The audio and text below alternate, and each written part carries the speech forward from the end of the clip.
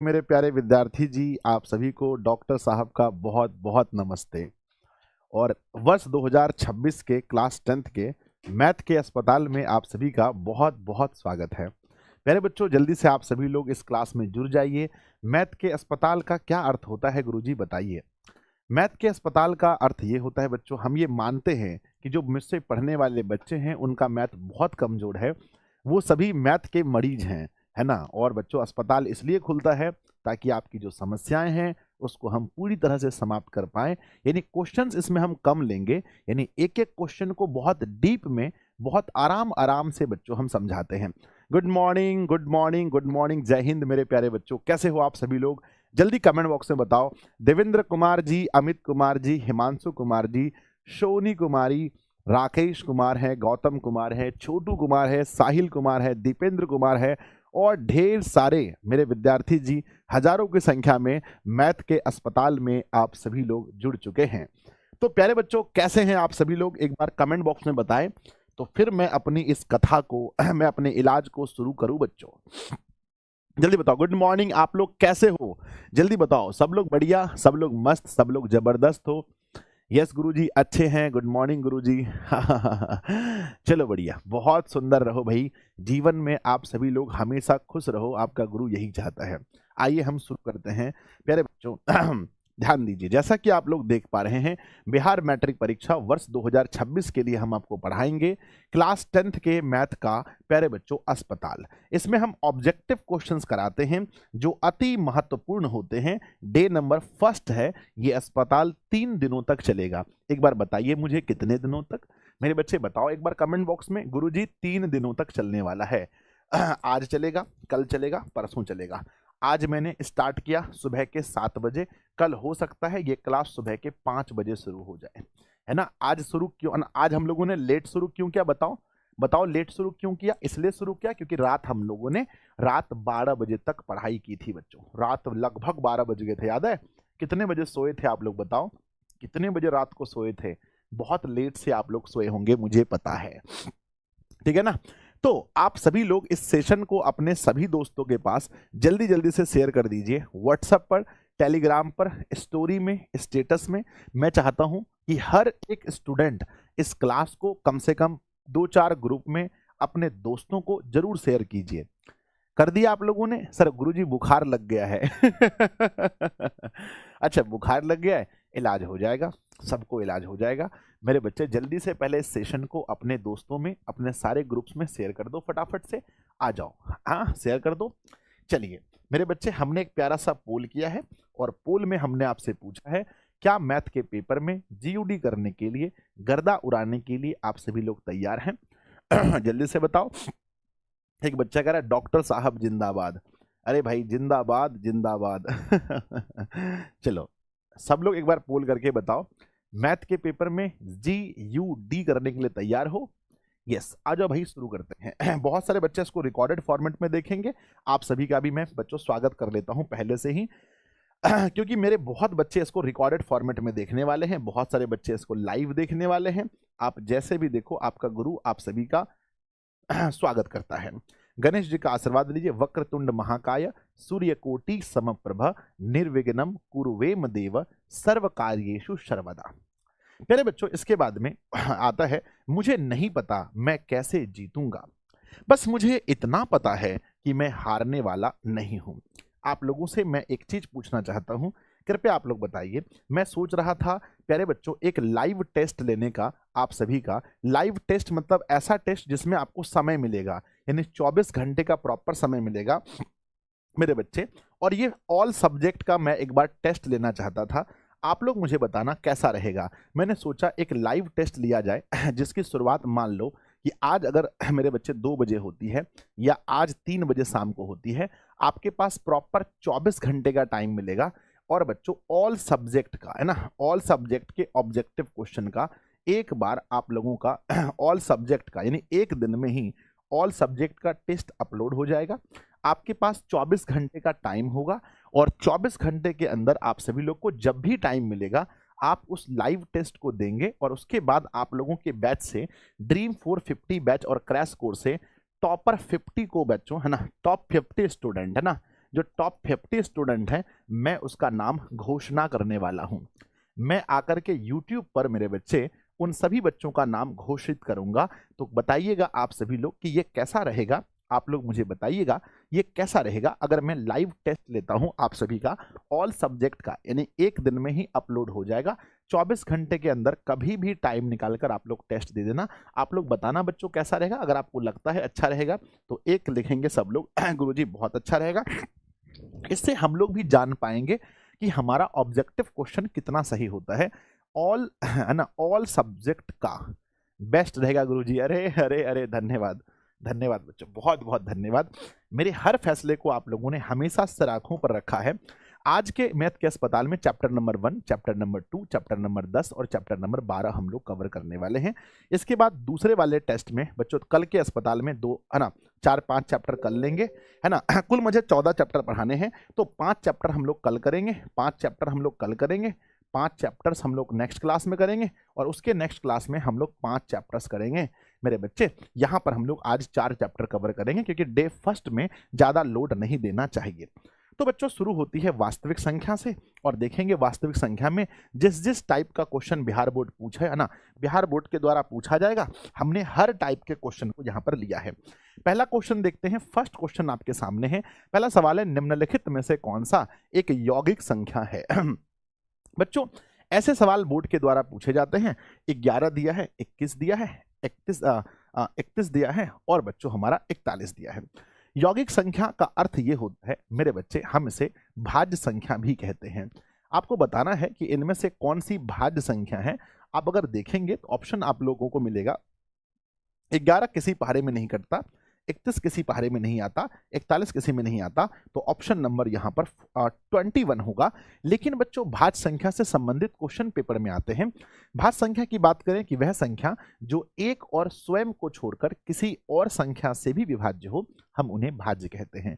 क्या आप बता सकते हैं सबसे छोटी भाज्य संख्या कहाँ है? सबसे छोटी भाज्य संख्या कौन सी है? तो बच्चों सबसे छोटी यानी स्मॉल है ना मेरे बच्चे, स्मॉलेस्ट अगर मैं बात करूं, सबसे छोटी की बात करूं, तो सबसे छोटी भाज्य संख्या 4 होती है। याद रखना मेरे बच्चे, 4 सबसे छोटी भाज्य संख्या है। अब मैं यहीं पर अभाज्य संख्या की बात करूं तो अभाज्य संख्या हम उन संख्या को कहते हैं जो एक और स्वयं को छोड़कर किसी और संख्या से विभाज्य नहीं होती हैं, हम उन्हें अभाज्य कहते हैं मेरे बच्चे। अगर मैं बात करूं कि इस ना कि बच्चों सबसे छोटी अभाज्य संख्या बताओ, सबसे छोटी अभाज्य संख्या कौन सी होती है? तो कहना सबसे छोटी अभाज्य संख्या जो मेरे बच्चे, सबसे छोटी अभाज्य, एक ना तो भाज्य है ना तो अभाज्य है। सबसे छोटी अभाज्य संख्या में हम लोग 2 को रखते हैं, फिर 3 को रखते हैं, फिर 5 को रखते हैं, डॉट डॉट डॉट डॉट ऐसे हो जाता है। बच्चों अगर मैं पूछूं 2 अंकों की सबसे छोटी अभाज्य संख्या, 2 अंकों की सबसे छोटी अभाज्य संख्या तो 11 होती है मेरे बच्चे। याद रखना हमेशा 2 अंकों की सबसे छोटी 11 होती है मेरे बच्चे। 2 लगातार 2 क्रमागत 2 अभाज्य संख्या का, 2 अभाज्य संख्या का मौसौ कितना होता है? तो आप कहना कि 2 अभाज्य संख्या का मौसौ 1 होता है। चूंकि यह क्लास कमजोर बच्चों के लिए है, मैथ का अस्पताल नाम में ही लिखा है बच्चों, अस्पताल यानी कमजोर बच्चों के लिए है, इसलिए हम एक एक चीजों को डिटेल में बताएंगे। आगे बढ़ते हैं मेरे बच्चे। मान लीजिए कि माना ए तथा बी अभाज्य संख्या है, ए तथा बी अभाज्य संख्या है। मान लीजिए कि माना ए और बी अभाज्य संख्या है, तो मेरे बच्चे बताओ इनका मौसौ कितना होगा? बताओ कमेंट बॉक्स में। अगर ए बी अभाज्य संख्या है तो इनका मौसौ कितना होगा? सर ए और बी अभाज्य संख्या है तो अभाज्य संख्या का मौसौ 1 होता है। अगर मेरे बच्चे अगर मैं लौसौ की बात करूं, बताओ ए और बी अगर अभाज्य संख्या है तो इनका लौसौ कितना होगा? तो लौसौ निकालने में ए और बी को गुना करना पड़ता है ना मेरे बच्चे। लौसौ निकालने में ए और बी को गुना करना पड़ता है। इस बात को आप विशेष तौर पर याद रखेंगे कि बच्चों मौसौ में 1 होता है, लौसौ में गुना करना पड़ता है। पहली भाज्य संख्या मतलब सबसे छोटी भाज्य संख्या और सबसे छोटी अभाज्य संख्या का गुणनफल कितना होता है? तो बच्चों दोनों का अगर हम गुणनफल देखें, सबसे छोटी और सबसे छोटी भाज्य संख्या और सबसे छोटी अभाज्य संख्या का गुणनफल कितना होता है? तो मेरे बच्चे हम कहेंगे 4 के गुणे 2 से तो बराबर 8 होता है। 4 गुना 2 से तो बराबर 8 होता है। 1 से लेकर 50 तक में कितनी अभाज्य संख्या है? 1 से 50 तक में कितनी अभाज्य संख्या है? मैं अगर पूछूं बच्चों 1 से 50 तक में अभाज्य संख्या कितनी है, तो 1 से 50 तक में अभाज्य संख्या बच्चों कुल 15 है। और मैं पूछूं बच्चों 1 से लेकर के 100 तक में कितनी अभाज्य संख्या है? 100 तक में अभाज्य संख्या कितनी है? तो 1 से 100 तक में कुल अभाज्य संख्या बच्चों 25 है। अगर मैं पूछूं बच्चों कि दो अभाज्य संख्या जिनका मेरे बच्चे जिनका मौसो एक हो, हम उन्हें क्या कहते हैं? हम उन्हें सह अभाज्य संख्या कहते हैं मेरे बच्चे, सह अभाज्य संख्या कहते हैं। या दो ऐसी संख्याएं जिनका मौसो एक हो, हम उन्हें सह अभाज्य संख्या कहते हैं। इस बात को भी याद रखना, हम इसे सह अभाज्य संख्या कहते हैं। तो बच्चों चलिए यहां से जो इंपॉर्टेंट सवाल आने वाले हैं मैंने लगभग आपको बता दिए हैं। सेकंड क्वेश्चन देखते हैं। इस टाइप का एक क्वेश्चन 2026 के पेपर में आएगा कि यदि भाज्य एल्गोरिथम a बराबर बी क्यू प्लस आर में अगर b का मान दिया है, q का मान दिया है, r का मान दिया है तो बच्चों बताओ कि a का मान क्या होगा। तो बच्चों सारा मान वहां दिया गया है, जो बच्चे जितना ज्यादा गुना भाग करेंगे बहुत जल्दी उसको निकाल पाएंगे। तो a बराबर सवाल में लिखा है बी क्यू प्लस का r, तो बच्चों b का मान देखेंगे 61 और गुना q का मान देखेंगे 27 और r का मान देखेंगे 32। प्लीज बच्चों गुना करो, 7 गुना, बच्चों जल्दी से गुना करके बताओ कितना होगा। प्लीज प्लीज प्लीज जल्दी से बताओ गुना करके 7 गुना 1 तो 7 आएगा और यहां पर 2 है, 7 और 2 लास्ट में 9, यानी आंसर के लास्ट डिजिट में 9 होना चाहिए। आंसर के लास्ट डिजिट में 9 होगा। अब बच्चों कौन सा 9 होगा? हे भगवान कौन सा 9 होगा बताओ जल्दी से। सर गुना करके देखना पड़ेगा क्या मेरे बच्चे? 61 गुना करते हैं 27 को, तो 7 गुना 1 तो 7, 7 छंग 42 होता है। अगर मैं 2 से गुना करूं तो 2 होगा और 6 दूनी बच्चों 12 होगा। तो यहाँ पर हमारा 7 होगा, 2 दूना बच्चों यहाँ पर 4 होगा, 4 और 2 यहाँ 6 होगा और 1 होगा।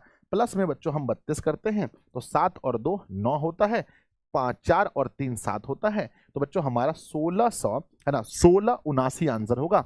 1679 ऑप्शन नंबर ए।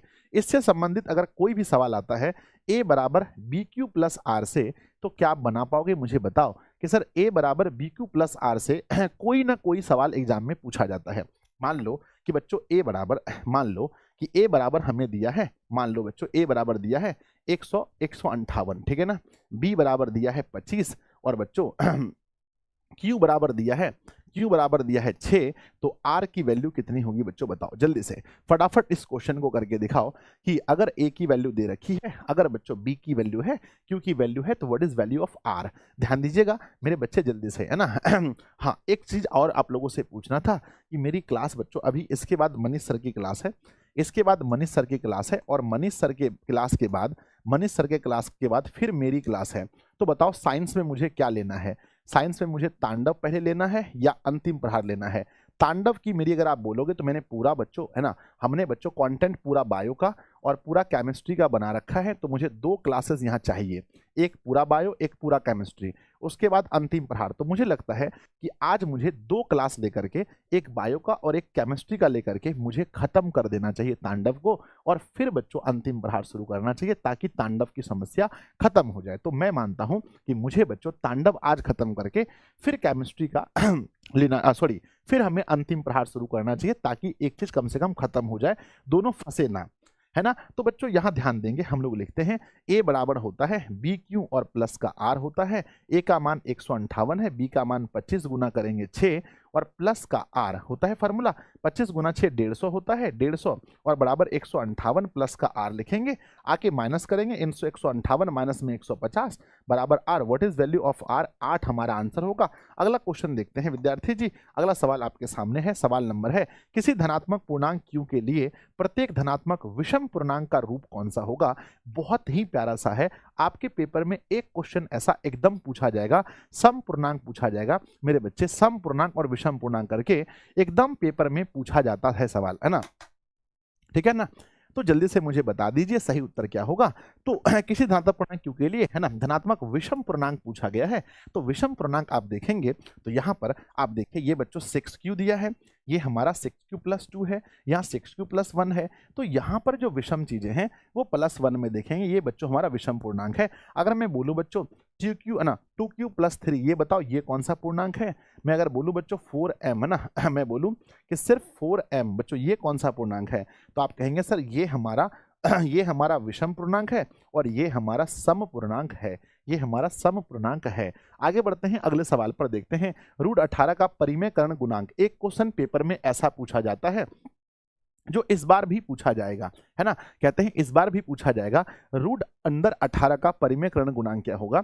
18 को हम लोग तोड़ते हैं मेरे बच्चे 2 से और 3 गुणा 3, तो 3 हमारा बाहर आ गया, जो रूट के अंदर रह गया वही परिमेयकरण गुणांक है, अर्थात हमारा √2 आंसर होगा, √2 आंसर होगा। सवाल में पूछा गया सवाल है कि रूट के अंदर 50 का परिमेयकरण गुणांक क्या होगा प्लीज आप लोग बताइएगा, है ना। सर रामबाण खत्म हो गया, देखो रामबाण का क्वेश्चन मैं वो 750 सीरीज में करवा दिया, रामबाण का सवाल कहाँ करा दिया, 750 प्लस सीरीज में, तो रामबाण को अब मत पढ़ो, 11 लेक्चर मैंने पढ़ा दिया था, है ना, उसके सारे क्वेश्चन में 750 प्लस सीरीज में कवर कर दूंगा, तो प्लीज अब रामबाण को हम लोग भूल करके हम लोग आगे बढ़ते हैं, ठीक है ना। चलिए तो बच्चों 4 क्लासेस मैंने कम ली हैं, है ना। अगर हाँ चलो 50 को अगर हम लोग तोड़ते हैं, अभी हम उसको छोड़ते हैं क्योंकि वो सारा क्वेश्चन मैंने 750 में करा दिया, कराया नहीं कराया, बोलो यस और नो, कराया या नहीं कराया। साइंस का हुआ कि नहीं हुआ बताओ, कल रात में जो 5 घंटे हम लोगों ने क्लासेस ली, हुआ या नहीं हुआ, बिल्कुल हो गया, आपको पता है। 2 से देंगे, 2 गुना 25 के लिए 5 गुना 5, यहां से बच्चों 5 बाहर हो गया, √2, तो √2 इसका भी आंसर होगा। क्वेश्चन नंबर अगला आपके सामने प्रस्तुत हो चुका है, सवाल पर ध्यान देंगे। यूक्लिड विभाजन एल्गोरिथम 2 धनात्मक पूर्णांकों को निम्नलिखित में से किसे परिकलित करने की तकनीक है, यह सवाल पक्का पूछा जाता है मेरे बच्चे, यूक्लिड वाला 2000, अभी स्टार अगर मैं लगा देता हूं, स्क्रीनशॉट कोई लेके रख लो, ये 2026 में प्रथम पाली या द्वितीय पाली में जरूर पूछा जाएगा। क्वेश्चन है यूक्लिड विभाजन एल्गोरिथम 2 धनात्मक पूर्णांकों को निम्नलिखित में से मेरे बच्चे मौसो निकालने की तकनीक है। ऑप्शन नंबर बी, किसी धनात्मक पूर्णांक m के लिए सम संख्या का रूप कौन सा होता है, आपको पहचानना है सम संख्या का रूप। तो ध्यान दीजिएगा, ये देखो ये m+2 नहीं कह सकते सम मेरे बच्चे, सम उसी को कहते हैं जो 2 से पूर्णतः विभाजित हो, अर्थात बच्चों 2m ही सम होगा, बाकी कोई दूसरा हो नहीं सकता। 2 लगातार विषम संख्याओं का मौसो कितना होता है, कहीं पर भी 2 विषम संख्या उठा करके देख लीजिए बच्चों। लगातार विषम संख्या मतलब 3 के बाद 5, 1 के बाद 3, 21 के बाद 23, कहीं पर भी जाकर आप देखेंगे इसके बीच में आपको कुछ भी कॉमन नहीं मिलेगा मेरे बच्चे। तो ये जो चीज है, 2 लगातार विषम संख्या का मौसो 1 होता है, हम सभी को समझ लेते हैं, हम सभी को। सर केमिस्ट्री का चैप्टर 2 बचा है, जैसे समय मिलता है बच्चों हम खत्म कर लेंगे एकदम आराम से, ठीक है। तो हम लोग कहना चाहते थे कि बच्चों पहले प्राकृतिक संख्या बताओ, 2 क्रमागत है ना, 2 क्रमागत प्राकृत संख्या का मौसो क्या होता है, 1 होता है मेरे बच्चे। 2 क्रमागत सम संख्या का मौसो बताना, 2 क्रमागत सम संख्या अगर है, मैं यहाँ क्रमागत लिख देता हूं, बार बार क्रमागत नहीं लिखूंगा मेरे बच्चे, और 2 भी लिख देता हूं, 2 है ना, 2 है ना, 2 क्रमागत मेरे बच्चे, 2 मैं यहां लिख देता हूं। 2 क्रमागत प्राकृत संख्या का मौसो 1 होता है मेरे बच्चे। 2 क्रमागत सम संख्या का मौसो हमेशा 2 होता है। 2 क्रमागत विषम संख्या का मौसो 1 होता है। 2 क्रमागत मेरे बच्चे, 2 क्रमागत संख्या खाली बोल दे तब भी आपको 1 ही कहना है क्योंकि वो प्राकृत ही कहना चाह रहा है। 2 क्रमागत अभाज्य संख्या का बोला जाए तो 2 क्रमागत अभाज्य संख्या का भी 1 होता है। सबका आंसर, जब भी क्रमागत शब्द को आप सुनेंगे तो आंसर आपका 1 होगा, बस एक जगह जाकर आपका आंसर रुक जाता है, वो है सम। याद रहेगा, बोलो याद रहेगा कि सर देखो जब भी क्रमागत संख्या का मौसा बोलेगा सबका आंसर सिर्फ 1 होगा, बस 1 को छोड़कर उसका नाम है सम संख्या। बस सम संख्या को छोड़कर सबका मेरे बच्चे, है ना मेरे बच्चे, सबका वही हो जाएगा। आगे बढ़ते हैं, नेक्स्ट सवाल देखते हैं। सवाल संख्या लिखा है 8 नंबर में। सवाल लिखा गया कि यदि 2 संख्याओं के मौसो 25 दिए गए हैं, उनके लॉसो 50 दिए गए हैं, तो संख्याओं का गुणनफल क्या होता है। मेरे बच्चे हम लोगों ने बहुत अच्छे से पढ़ रखा है कि संख्याओं का गुणनफल बराबर होता है उनका मौसो और गुना उनका लॉसो। अगर हम संख्याओं के गुणनफल की बात करें मेरे बच्चे, यहां पूछा गया है 2 संख्याओं का मौसो दिया गया है, तो मौसो 25 है और लॉसो 50 है, जिसको गुना करने से 1250 होगा, जबकि हमें निकालना था दोनों संख्याओं का गुणनफल, तो 1250 ऑप्शन नंबर ए सही होगा। इस टाइप से क्वेश्चन पूछा जाता है। नेक्स्ट क्वेश्चन है 140। देखिए मैं आप लोग को यही कहूंगा कि अभी मैं जो पढ़ा रहा हूं आप 100% इस पर फोकस कीजिए, है ना। क्या होगा 1 घंटे बाद क्या होगा उसको भी मत सोचिए, अभी ये सोचिए अभी क्या हो रहा है, अभी क्या हो रहा है उसको ध्यान दीजिए। 140 को अगर हम ऐसे तोड़ेंगे तो x plus y minus z. 140 को अगर आप तोड़ के देखेंगे बच्चों 2 से, तो सबसे पहले आता है 70, फिर 2 से, फिर आता है 35, फिर 5 से, तो फिर आता है 7। अर्थात बच्चों 2 आप कह सकते हैं 2 पर पावर 2, 5 पर पावर 1 और 7 पर पावर 1। अब क्वेश्चन है मेरे बच्चे, ये x है, y है, z है, यानी x का मान 2 हुआ, y का मान 1 हुआ, z का मान 1 हुआ। सवाल में x plus y minus z, x plus y minus z यानी कि 2 में से 1 जोड़ना है, 1 घटाना, 1 1 कट गया, हमारा आंसर 2 आया। सिर्फ और सिर्फ 2 आंसर आया है। ऑप्शन नंबर ए सही है। अगला सवाल है 192 के अभाज्य गुणनखंड में 2 का घातांक बताइए कितना होगा। जितना टाइप का क्वेश्चन मैं करवा रहा हूं, हर टाइप का क्वेश्चन आपको पेपर में देखने को मिलेगा।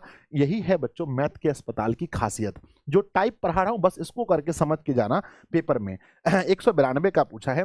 192 में 2 का घात, 2 से भाग देंगे 9 दूनी 18, 6 दूनी 12, फिर 2 से भाग देंगे बच्चों 4 और 8 48, फिर 2 से भाग देंगे तो मेरे बच्चे 24, फिर 2 से भाग देंगे तो 12, फिर 2 से भाग देंगे तो 6 और फिर 2 से भाग देंगे तो 3। मतलब 2 हमारे पास 2 3 4 5 6, तो 2 पर पावर जो है 2 का घात पूछा है। 2 का घात कितना होगा? 6 होगा। 2 का घात कितना होगा? 6। ये क्वेश्चन पेपर में आपको देखने को मिलेगा, बस यहाँ मान चेंज होगा। जैसे 192 का अभाज्य गुणनखंड में 2 का घात पूछा है, हो सकता है आपसे ऐसा पूछा जाए, मेरे बच्चे आपसे ऐसा पूछा जाए कि 1200 के अभाज्य गुणनखंड में 1200 में मेरे बच्चे 3 का घात बताओ। 1200 के अभाज्य गुणनखंड में 3 का घात बताओ। हम देखते हैं सबसे पहले कौन बना सकता है। मेरे बच्चे 1200 को जब आप तोड़ेंगे तो बच्चों 1200 को 600 में, फिर 2 से टूटेगा 300 में, फिर 2 से 150 में, फिर 2 से 75 में, है ना, फिर बच्चों 3 से 25 में, फिर 5 से, फिर 5 से मेरे बालक 8, है ना, 16 पंजे 80, 8 है ना 80, और बच्चों 8 पंजे 40, यानी कि बच्चों 400, 4 तिया 1200, यानी 3 का घात सिर्फ 1 होगा। जितने बच्चे हैं, जितने समझदार बालक हैं, उनको पता होगा कि 3 का घात सिर्फ और सिर्फ 1 है। यहाँ 3 का घात सिर्फ और सिर्फ 1 है, सिर्फ और सिर्फ 1 है। सवाल को समझने की कोशिश करेंगे। सवाल लिखा है 2 धन पूर्णांक ए और बी के लिए मौसौ गुना लौसौ बटा अगर हम ए बी करते हैं तो बराबर हमें क्या मिलेगा। बच्चों आप बहुत अच्छे तरीके से जानते हैं कि हमारा जो a गुना b होता है वो बराबर होता है किसी भी संख्या के मौसौ और गुना लौसौ के। बोलो हाँ या ना, बराबर होता है? हाँ। अब अगर बच्चों हम इसको, इस पार्ट को अगर इसके नीचे भेज दें, अगर हम इस पार्ट के नीचे भेज दें तो यहाँ क्या बचेगा? 1 बचेगा मेरे बच्चे, 1 बचेगा। तो व्हाट इज दिस? ये 1 है, ये 1 है बच्चों, ये 1 है, हमेशा याद रखेंगे दिस इज 1। अगला सवाल पर हम चलते हैं। निम्नलिखित में से कौन सा युग्म सह अभाज्य संख्या का है? जितना भी मैं टाइप करा रहा हूं, एक टाइप के सिर्फ एक क्वेश्चन मिलेंगे, एक टाइप का मैं दूसरा क्वेश्चन नहीं कराता हूं। एक टाइप का सिर्फ एक क्वेश्चन आज देखने को मिलेगा। मैंने बच्चों, यही अस्पताल की खासियत है, हर सवाल को देखेंगे। सह अभाज्य का मतलब है उनका मौसौ 1 होना चाहिए। 14 और 35 का मौसौ 7 है। 18 और 25 का मौसौ मेरे बच्चे यहाँ पर 1 देखने को मिलेगा, है ना। 13 और 52 का मौसौ 13 है। 21 और 84 का बच्चों 21 है। ऑप्शन नंबर बी होगा हमारा answer, option number B. Next question की बात करते हैं। नेक्स्ट है 12, 15 और 21 का मौसौ बताओ कितना होगा। भाई साहब, इतना भी प्यारा क्वेश्चन पूछा जाता है जहां आपको सिर्फ मौसौ बताना पड़ता है। 12, 15 और 21 का मौसौ, ये तीनों संख्याएं किससे कटेंगी? तो 12 और 15 और 21 का जल्दी बता दो फटाफट से। 12 का देखेंगे तो बच्चों 2 गुना 2 से 6 और फिर 2 से 3, है ना। 15 को तोड़ने से 3 गुणे 5, 21 को तोड़ने से मेरे बच्चे 3 गुणे 7, है ना। शॉर्टकट में भी बना सकते हैं, जो बच्चे थोड़े से तेज हैं बच्चों, आंसर हमारा 3 हो जाएगा। अगला सवाल देखते हैं मेरे बच्चे। 5, 15 और 20 का लौसौ और मौसौ का अनुपात क्या होगा? देखो, जो बच्चे थोड़े समझदार होंगे इसको बहुत इजीली कर जाएंगे। बच्चों लौसौ की बात छोड़ो, पहले हम मौसौ की बात करते हैं। मौसौ वह बच्चों बड़ी से बड़ी संख्या होती है जिससे ये तीनों कट सके। ये तीनों 5 से कटेगा तो मौसौ हो गया। बच्चों लौसौ मतलब लौसौ वह बड़ी संख्या होती है जो इन तीनों से कट सके, या फिर इसके बड़े वाले पहाड़े को। इसका ट्रिक बच्चों, जब हम लोग कंपटीशन पढ़ते थे तो कंपटीशन के टाइम में मेरे गुरुजी मुझे समझा रहे थे कि देखो बालक, देखो संजय, करना क्या है तुम्हें कि बड़ी संख्या को पकड़ो, ठीक है ना, और बड़ी संख्या को तब तक पढ़ो जब तक ये सबसे नहीं कट जाए। तो बड़ी संख्या को पहले एक बार पढ़ते हैं 20। क्या 20 बच्चों 5 से कटेगा? हाँ। 15 से कटेगा? नहीं कटेगा। तो 20 को और आगे पढ़ो, 40 लेके चलो, 20 दूना 40। अब कटेगा नहीं कटेगा, और पढ़ो 60 पढ़ो, 60 अब कटेगा, हाँ कटेगा कटेगा कटेगा, चलो 60। तो बच्चों 60 हो गया। अब सवाल में अनुपात पूछा है, पहले लॉ 100 और फिर मौ 100। तो पहले लॉ 100 को आगे रखेंगे, लॉ 100 को पहले रखेंगे, उसके बाद में मौ 100 को, अनुपात निकलता है बटे से बच्चों 5, तो 5 एकम 5, 12 पंजे 60। तो मेरे बालक 12:1 देखेंगे, सही उत्तर होगा 12:1। क्या होगा? 12:1 हम लोग का सही उत्तर होगा। देख सकते हैं ये सवाल, इस टाइप का सवाल पक्का 26 के पेपर में आएगा। अच्छे से प्रैक्टिस कर लेना। लीजिए आपका गुरु एक सवाल देता है, आपको एक सवाल देता है 18 मेरे बच्चे 21 और फिर मान लो 30 बनाओ। इसमें लॉ 100, इसमें पहले मैं बता देता हूं मौ 100 और लॉ 100 का अनुपात, मौ 100 एंड लॉ 100 का अनुपात बताइए। लॉ 100 का अनुपात देखते हैं मेरे कौन कौन से विद्यार्थी जी हैं जो सफल हो पाते हैं इस क्वेश्चन को बनाने में। और मैं बता देना चाहता हूं कल से क्लासेस 5 बजे सुबह होगी। कल से कितने बजे बताओ? कल से क्लासेस 5 बजे सुबह होगी, है ना, क्योंकि बच्चों हम समय बर्बाद नहीं कर सकते हैं। कल से क्लासेस हमारी सुबह 5 बजे, कितने बजे बताओ? 5 बजे सुबह करते हैं क्लासेस, है ना। तो 18, 21 और 30 बच्चों कौन सी वह बड़ी संख्या है जिससे ये तीनों डिवाइड हो जाए? तो बच्चों मुझे लगता है 3 को छोड़ के और कोई नंबर नहीं है, तो मौ 100 बच्चों हमारा 3 होगा। लॉ 100 जो बड़ी संख्या है तब तक पढ़ते चलो भैया, ऐसे तो बनेगा नहीं, ये लॉ 100 तो बड़ा कठिन है। 21 और 30 मामला फंस गया है। गुरुजी 3 से दोगे इसको 6 बार में, ये 7 बार में, ये 10 बार में, 2 से दोगे गुरुजी ये 3 बार में, ये 7 बार में, ये 5 बार में, अब तो कटेगा ही नहीं। तो मेरे बच्चे यहाँ पर पूरा देख सकते हैं, हमारा 3 है, नीचे 2 है, नीचे फिर से 3 है, 7 है और गुना 5 है। खतरनाक मामला फंस गया है मेरे बच्चे। 1 हो गया यहाँ पर, 1:1, 2 तिया 6, 6 पंजे 30, 7 तिया 21 मेरे बच्चे 210, 1:210, 1:210 आंसर मैच कीजिएगा, 1:210। अगर कोई बालक कर पाया, अगर कोई बच्चा कर पाया तो समझो वह बच्चा जीत गया। 1:210 पहले मौ 100 बोला है, समझना मेरी बात को मेरे बच्चे, समझना मेरी बात को। पहले मौ 100 बोला है फिर लॉ 100 बोला है, इस चीज को समझना बहुत जरूरी है। सवाल को ध्यान से देखेंगे, इस टाइप के सवाल पेपर में आते हैं मेरे बच्चे। 6x पर पावर y 12xy का महत्तम समापवर्तक पूछा है। महत्तम मतलब दोनों में मैक्सिमम कॉमन चीजें निकालनी है, दोनों के बीच में मैक्सिमम कॉमन चीजें निकालनी है। तो बच्चों दोनों में कॉमन, पहले संख्या में कॉमन देखो, 6 का पहाड़ा है, 6 6 दूनी 12, तो 6। अब यहाँ पर x पर पावर 4 है, यहाँ x है मेरे बच्चे, दोनों में कॉमन तो सिर्फ x होगा ना, पावर 4 तो नहीं होगा, क्योंकि यहाँ 4 तो नहीं है, यहाँ y है और यहाँ y है। तो मेरे बच्चे आंसर देखेंगे 6xy, जो ऑप्शन नंबर डी दे रखा है, ऑप्शन नंबर डी। अगर ना समझ में आए, दोनों में महत्तम ना समझ में आए तो और भी तरीके हैं बच्चों, है ना। अगला सवाल देखते हैं। हमने लिखा है बच्चों, मान लो 16x² y और मेरे बच्चे y² z, है ना। फिर दिया है हमने कितना, मान लो मेरे बच्चे हमने लिखा है 24x पर पावर 3 y का स्क्वायर और मेरे बच्चे z पर पावर 5, है ना। का पूछा है मौ 100। मैं देखना चाहता हूं मेरे बालकों में कितना दम है इस क्वेश्चन को करने का, मैक्सिमम कॉमन छांट के निकालने का। अगर आप इन दोनों का मौ 100 निकाल के दिखा दिए तो मैं ये समझूंगा मेरे बच्चों में बहुत दम है। आंसर कहेंगे गुरुदेव, ध्यान दो मेरी बात को। मौ 100 पहले संख्या में 16 और 24 में कॉमन चीजें 8 है ना। x पर पावर यहाँ 2 है, यहाँ पर पावर 3 है, तो कॉमन चीजें दोनों में 2 ही तो होगा ना। 3 कॉमन कैसे होगा, यहाँ तो 3 है ही नहीं, है ना। यहाँ पर 2 है, यहाँ 2 है, तो कॉमन चीजें तो 2 हो जाएगी ना। यहाँ 1 है, यहाँ 5 है, तो 1 के कॉमन है ना मेरे बच्चे। 8x का क्यू y का स्क्वायर और z, 8x का क्यू देखो गलत है, एक बालक कह रहा है 4xz, नहीं समझ पाए बालक, आप नहीं समझ पाए, है ना। आप नहीं समझ पाए मेरे बालक, नहीं समझ पाए, ठीक है ना, नहीं समझ पाए, है ना। चलो बहुत बढ़िया, आप नहीं समझ पाए मेरी भावनाओं को, मेरी बातों को नहीं समझ पाए, ठीक है ना। अगर इसी में गुरुजी एलसीएम निकालना हो तो, अगर हमें एलसीएम निकालना हो तो एलसीएम निकालने के टाइम ध्यान दो, संख्या का पहले एलसीएम निकालो। मानो कि इस सवाल का मौ 100 के जगह पर अगर मैं आपका भाई आपसे लॉ 100 पूछे, आपका संजय भैया आपसे लॉ 100 पूछे तो क्या बताओगे? सर भैया हो आप? हाँ बिल्कुल भैया हूं मैं आपका।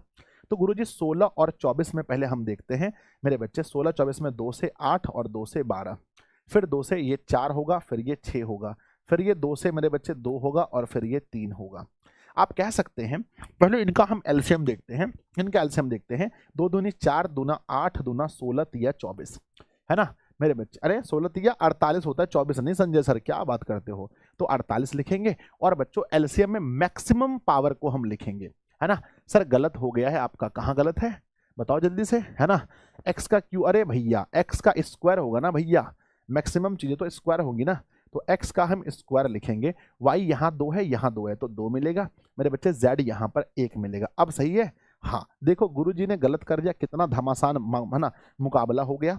कहते हैं आगे बढ़ के देखते हैं बच्चों क्या लिखा है ना। अब यहाँ एलसीएम में मैक्सिमम पावर लिखना है, एक्स का मैक्सिमम पावर जहां हो वहीं से ढूंढ के निकालो, y का मैक्सिमम पावर जहां हो वहीं से ढूंढ के निकालो, z का मैक्सिमम पावर जहां हो वहीं से ढूंढ के निकालो। तो मेरे बच्चे याद रखना कि एलसीएम में मैक्सिमम पावर लेना है। एलसीएम की बात जब भी होगी तो हमें मैक्सिमम पावर चूज करना है ना मेरे बच्चे, मैक्सिमम पावर चूज करनी है, याद रखना इस बात को बहुत गौर से, बहुत ध्यान से। आ जाओ बच्चों आगे बढ़ते हैं अगले सवाल में। अगला सवाल पूछा गया, हर सवाल अलग टाइप का है। 96 का अभाज्य गुणनखंड क्या होगा, है ना। हो सकता है आपके पेपर में आपसे पूछे 120 का क्या होगा, 560 का क्या होगा, मतलब 800 का क्या होगा, है ना। सर गुरुजी सिर्फ बालक नहीं है बालिका भी है, तो मेरी बालिकाओं जल्दी बताओ फटाफट से आंसर क्या होगा। मेरी बालिकाओं जल्दी बताओ कि आंसर क्या होगा। गुरुजी आंसर देखो 96 को मेरे बच्चे 2 से, अब मैं बालक का नाम नहीं लूंगा, अब मैं बालक को छोड़ रहा हूं, मेरी बालिकाओं जल्दी बताओ, है ना। तो 24 होगा और फिर 2 से भाग देंगे तो यहाँ पर 12 होगा, फिर 2 से देंगे तो बच्चों 6 होगा, फिर 2 से देंगे तो 3 होगा। तो मेरी बालिकाओं ध्यान दो, 2 3 4 5, तो 2 पर पावर मेरे बच्चे, है ना, सॉरी मेरी बच्ची 2 पर पावर अरे भाई मेरी जुबान फिसल गई, माफ कर दो मुझे, ठीक है ना। अगला सवाल देखते हैं, अगला क्वेश्चन लिखा गया है, अगला सवाल देखेंगे मेरी बालिकाओं। क्वेश्चन है कि यदि 2 संख्याओं का गुणनफल 2166 है और उनका मौसो अगर 19 है तो उनका लौसो क्या होगा बालिकाओं, बताओ जल्दी से आंसर बताओ, ठीक है ना। जल्दी से फटाफट से बताओ, सभी बालक चुप रहेंगे, सभी बालक आज चुप रहेंगे, है ना, सभी बालक चुप रहेंगे, खाली बालिकाओं की बात होंगी। 2 संख्याओं का गुणनफल बच्चों दिया गया है, 2 संख्याओं का गुणनफल यानी 2 संख्याओं का गुणनफल बराबर होता है उनका मौसो और उनका लौसो, है ना, उनका मौसो और उनका लौसो, है ना। तो बच्चों कहते हैं, अरे फिर बच्चों आ गया, बच्चों क्यों आया, अच्छा बच्चों में सब आ जाते हैं, बच्चे में सब आ जाते हैं, समझो ना। तो ए का माना दोनों का गुणनफल दे रखा है 2166 मेरी बालिकाओं।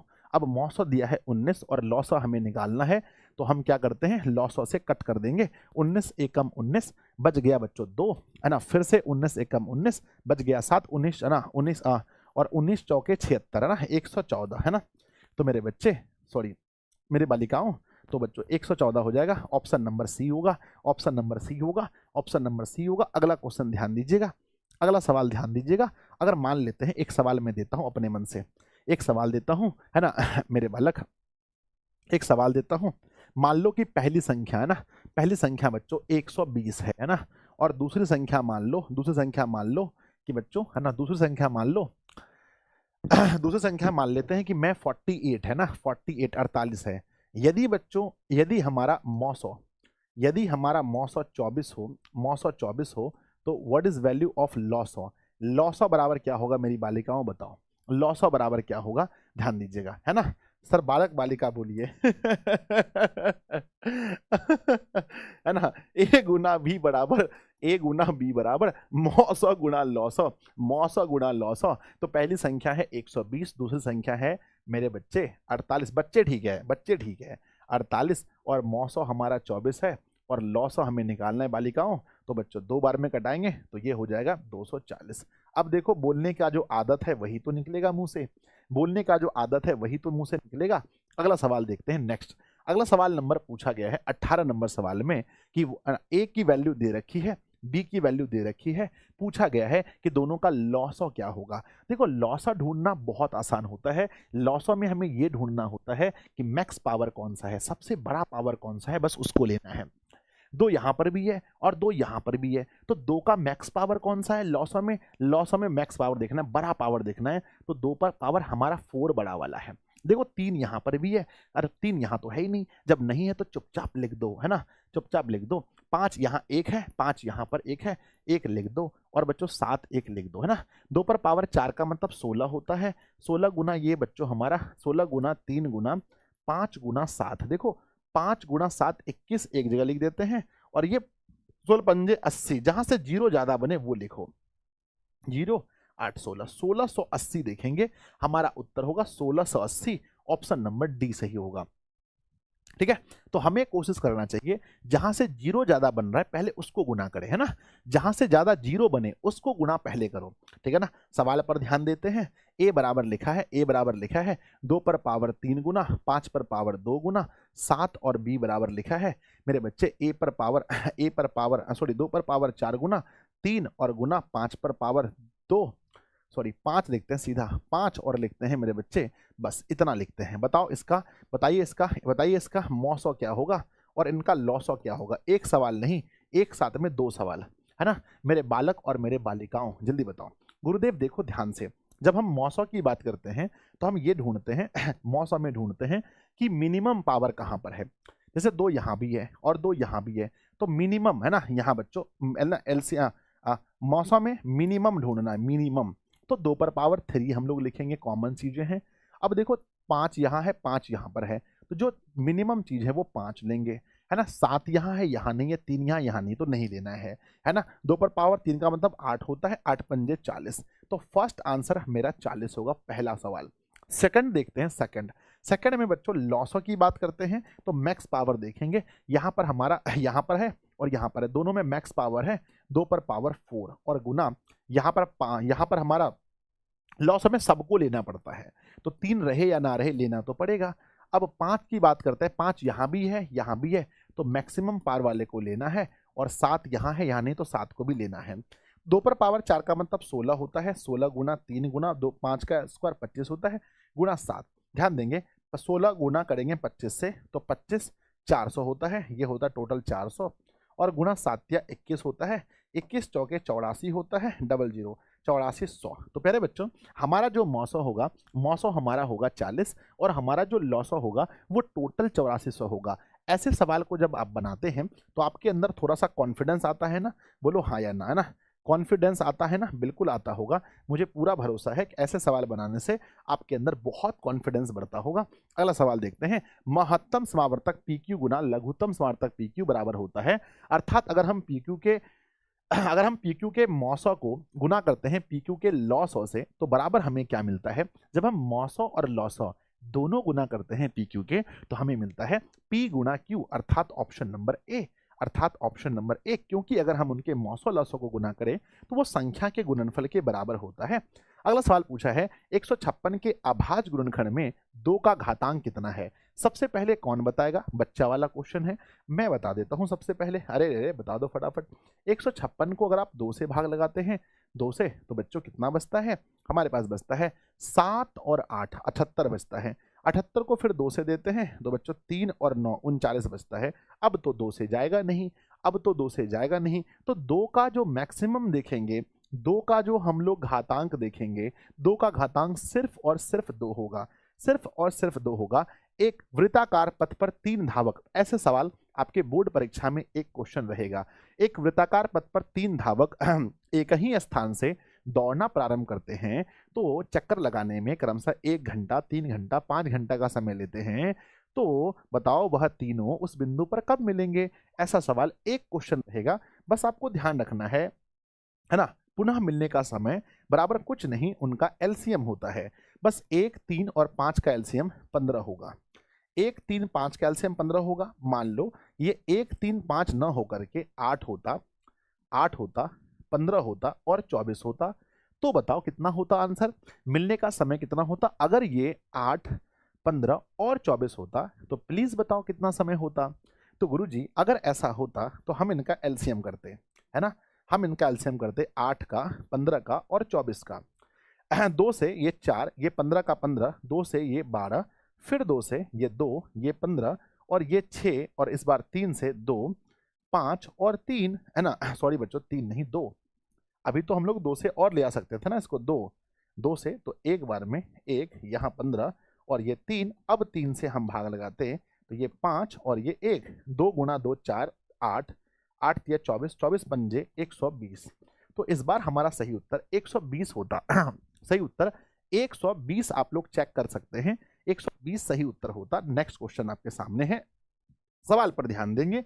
सवाल है कि सबसे छोटी भाज्य संख्या और सबसे छोटी अभाज्य संख्या का मौसौ कितना होता है। सबसे छोटी भाज्य संख्या और सबसे छोटी अभाज्य संख्या का मौसा।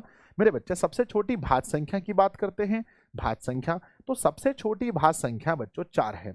और सबसे छोटी अभाज्य संख्या की बात करते हैं तो सबसे छोटी अभाज्य संख्या बच्चों 2 है। दोनों का मौसा पूछा है, तो दोनों का मौसा यानी कौन सी भाज्य संख्या है जिसे दोनों कट सके वो 2 है। तो सबसे छोटी भाज्य और सबसे छोटी अभाज्य संख्या का मौसा सिर्फ और सिर्फ 2 होगा। अगला क्वेश्चन देखते हैं। नेक्स्ट क्वेश्चन सवाल है, यदि ए और बी अभाज्य संख्या है तो दोनों का लॉसा क्या होगा। ऐसा हमने पहले ही आप लोगों से पूछा था, थोड़ी देर पहले ही मैंने पूछा था कि अगर दोनों संख्या प्यारे बच्चों, हमने पूछा कि ए और बी अभाज्य संख्या है तो ए और बी का लॉसा क्या होगा, ए मल्टीप्लाई बी क्या होगा, ए मल्टीप्लाई बी लॉसा होगा, अर्थात ऑप्शन नंबर सी। बच्चों देखें मॉर्निंग वाला क्लास वगैरह हो रहा है कि नहीं, है ना।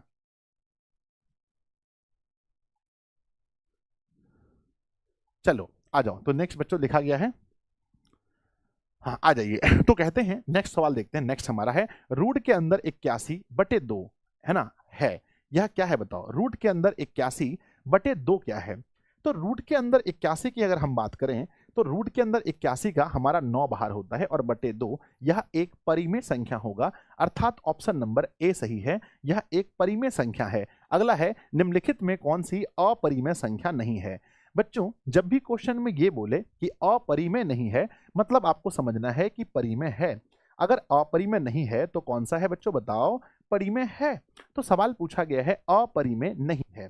सवाल में देखेंगे 2 + √3 एक अपरिमेय संख्या है, 5 - √3 अपरिमेय संख्या है। यहाँ पर भी ये अपरिमेय संख्या है। √12 को हम लिख सकते हैं 2√3 और यहाँ से भी बच्चों रूट के अंदर 3 है, 3 3 कट हुआ 2/1 जो कि एक परिमेय अपरिमेय नहीं है। ऑप्शन नंबर डी, अपरिमेय नहीं है, ऑप्शन नंबर डी। देखिए है तो बहुत छोटी चीज पर पेपर में पूछा जाता है। मेरे बच्चे बताओ पाई कौन सी संख्या है, पाई, तो आप कहेंगे सर पाई अपरिमेय संख्या है। लेकिन बच्चों अगर पूछा जाए पाई/2 या पाई/3 पूछा जाए तो इसको भी अपरिमेय कहिएगा। लेकिन बच्चों इसकी वैल्यू 22/7 जो होता है वह संख्या परिमेय होता है। इस बात का विशेष रूप से ध्यान रखिएगा। अगला है कि एक परिमेय संख्या और एक अपरिमेय संख्या का योग कैसी संख्या होती है बताओ। एक परिमेय संख्या और एक अपरिमेय संख्या का योग अगर हम देखें तो प्यारे बच्चों वह अपरिमेय संख्या होता है ना। अपरिमेय संख्या हमेशा होगा, अपरिमेय संख्या होगा। अगला सवाल देखते हैं, रूट के अंदर 7 कौन सी संख्या है। तो √7 भी एक प्रकार की अपरिमेय संख्या होती है। अगर √2 पूछे, रूट के अंदर 3 पूछे, रूट के अंदर 5 पूछे तो ये सभी अपरिमेय संख्या होती है, याद रखेंगे आप। नेक्स्ट क्वेश्चन देखते हैं, निम्नलिखित में कौन सा परिमेय संख्या है। निम्नलिखित में से कौन सा परिमेय संख्या है आपको ढूंढना है। परिमेय संख्या है इसमें से, ये तो अपरिमेय है लेकिन यहां से √2 कट कर दो तो यह एक परिमेय संख्या है, ऑप्शन नंबर बी। नेक्स्ट बच्चों, रूट के अंदर 10 गुना रूट के अंदर 15 किसके बराबर होता है। रूट के अंदर 10 और गुना रूट के अंदर 15 किसके बराबर होता है। तो रूट के अंदर 10 को हम तोड़ सकते हैं रूट के अंदर 10 को 2 गुना 5 में, और रूट के अंदर 15 को तोड़ सकते हैं 3 गुना 5 में। यहाँ से 5 बाहर कर लीजिए तो 2 और 3 अंदर हो जाएगा, यानी 5√6 बचेगा, 5√6 बचेगा। ऑप्शन नंबर ए सही है, ऑप्शन नंबर ए सही है। अगला क्वेश्चन देखते हैं मेरे बच्चे, अगर आपसे पूछा जाए कि रूट के अंदर 20 और गुना रूट के अंदर मान लो मेरे बच्चे 25 बराबर क्या होगा। रूट के अंदर 20 और गुना रूट के अंदर 25 बराबर क्या होगा। तो आप कहेंगे सर ध्यान दीजिएगा, जब हम इसको गुना करें रूट के अंदर 20 को हम तोड़ेंगे 2 गुना 2 4 पंजे 20, यहाँ 5 गुना 5 टूटेगा 25 का। तो बच्चों ये 5 बाहर और यहाँ से 2 बाहर है ना, 5 गुना 2 और एक रूट के अंदर बेचारा ये 5 रह गया। तो 5 दूना लिखेंगे 10, 10 रूट लिखेंगे 5, सही उत्तर होगा 10√5। क्या होगा 10√5। अगला देखते हैं, निम्नलिखित में किसका दशमलव प्रसार शांत है। निम्नलिखित में से किसका दशमलव प्रसार शांत है। बच्चों आप देख सकते हैं, आप लोगों ने सेशन को लाइक किया, बोलो हाँ या ना। नहीं किया है तो सभी बच्चों से रिक्वेस्ट है एक बार सेशन को आप सभी बच्चे लाइक जरूर कीजिएगा, सभी बच्चे लाइक कर लीजिएगा, है ना। शांत पूछा गया है, 7 अगर हम लोग इसको अगर तोड़ेंगे तो 7 आएगा, ये शांत नहीं हो सकता है। इसको तोड़ने से 13 7 91 7 21 हाँ मेरे बच्चे, ये भी मुझे लगता है ये भी शांत नहीं आ सकता है। हाँ यहाँ देख सकते हैं 343 को हम लोग लिख सकते हैं 7 का क्यू, और 7 क्यू यानी 7 क्यू कैंसिल, यानी ये वाला कैंसिल हो गया, ऊपर 1 बचा, और नीचे अगर हमारा 2 और 5 हो, मैंने बताया था कि यदि हर का अभाज्य गुणनखंड मेरे बच्चे ऐसा रहे, 2 पर पावर m गुना 5 पर पावर n इस टाइप का रहे, तो हम इसे क्या कहते हैं, हम इन्हें शांत कहते हैं। ऑप्शन नंबर सी में हमारा शांत हो जाएगा। अगला क्वेश्चन देखते हैं मेरे बच्चे, अगर सामने कहीं डॉट डॉट लग दिया जाए तो हम इसे क्या कहते हैं, डॉट डॉट लग जाने पर क्या होता है।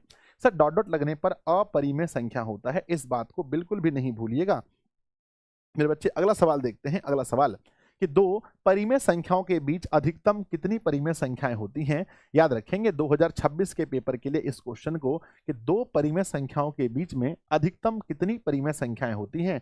दो परिमेय संख्याओं के बीच में अनंत परिमेय संख्याएं होती हैं, इस बात का विशेष तौर पे ध्यान रखिएगा। अगला है 0.49 पर डैश पी क्यू के रूप में लिखा जा सकता है। अगर हम इसे पी क्यू के रूप में लिखें तो हम किससे लिखेंगे, तो बच्चों 0.49 को लिखेंगे, तो बच्चों 49 जितने पर डैश है उसके नीचे 99 लगाना पड़ता है। आप लोग को मैंने पढ़ाया था, अर्थात ऑप्शन नंबर हमारा बी सही होगा, अर्थात ऑप्शन नंबर हमारा बी सही होगा। यहाँ पर मैं थोड़ा देर आप लोग का ध्यान आकर्षित करना चाहूँगा, थोड़ा सा मैं बेसिक बताना चाहूँगा। सबसे पहले हम सीखेंगे सरल करने के लिए, तो बच्चों हेडलाइन लिखेंगे अपनी अपनी कॉपी में, सरल करें। क्वेश्चन में आएगा बच्चों, मान लो है ना 15, मान लो बच्चों हल्का क्वेश्चन देते हैं 15 बटा बच्चों 48, इसको सरल करके दिखाइए। फर्स्ट सवाल है, सवाल नंबर नेक्स्ट है बच्चों 27 और बटे लिखा है नीचे 39। सेकेंड नंबर तीसरा मेरे बच्चे 175 बटे 400। अब इन सवालों को करना कुछ नहीं है, बस हमें सरल रूप देना है, यानी बहुत ही सरल रूप में इसको लिख देना है। तो प्यारे बच्चों आप जानते हैं कि ये दोनों, अगर मैं देखूं तो ये 15 3 के पहाड़े में 5 बार में, और 3 के पहाड़े में 16 तिया 48 होता है। अगर मैं देखूं तो यहाँ बच्चों ये 3 के पहाड़े में 9 बार में, और 3 के पहाड़े में 13 बार में ये कट जाएगा।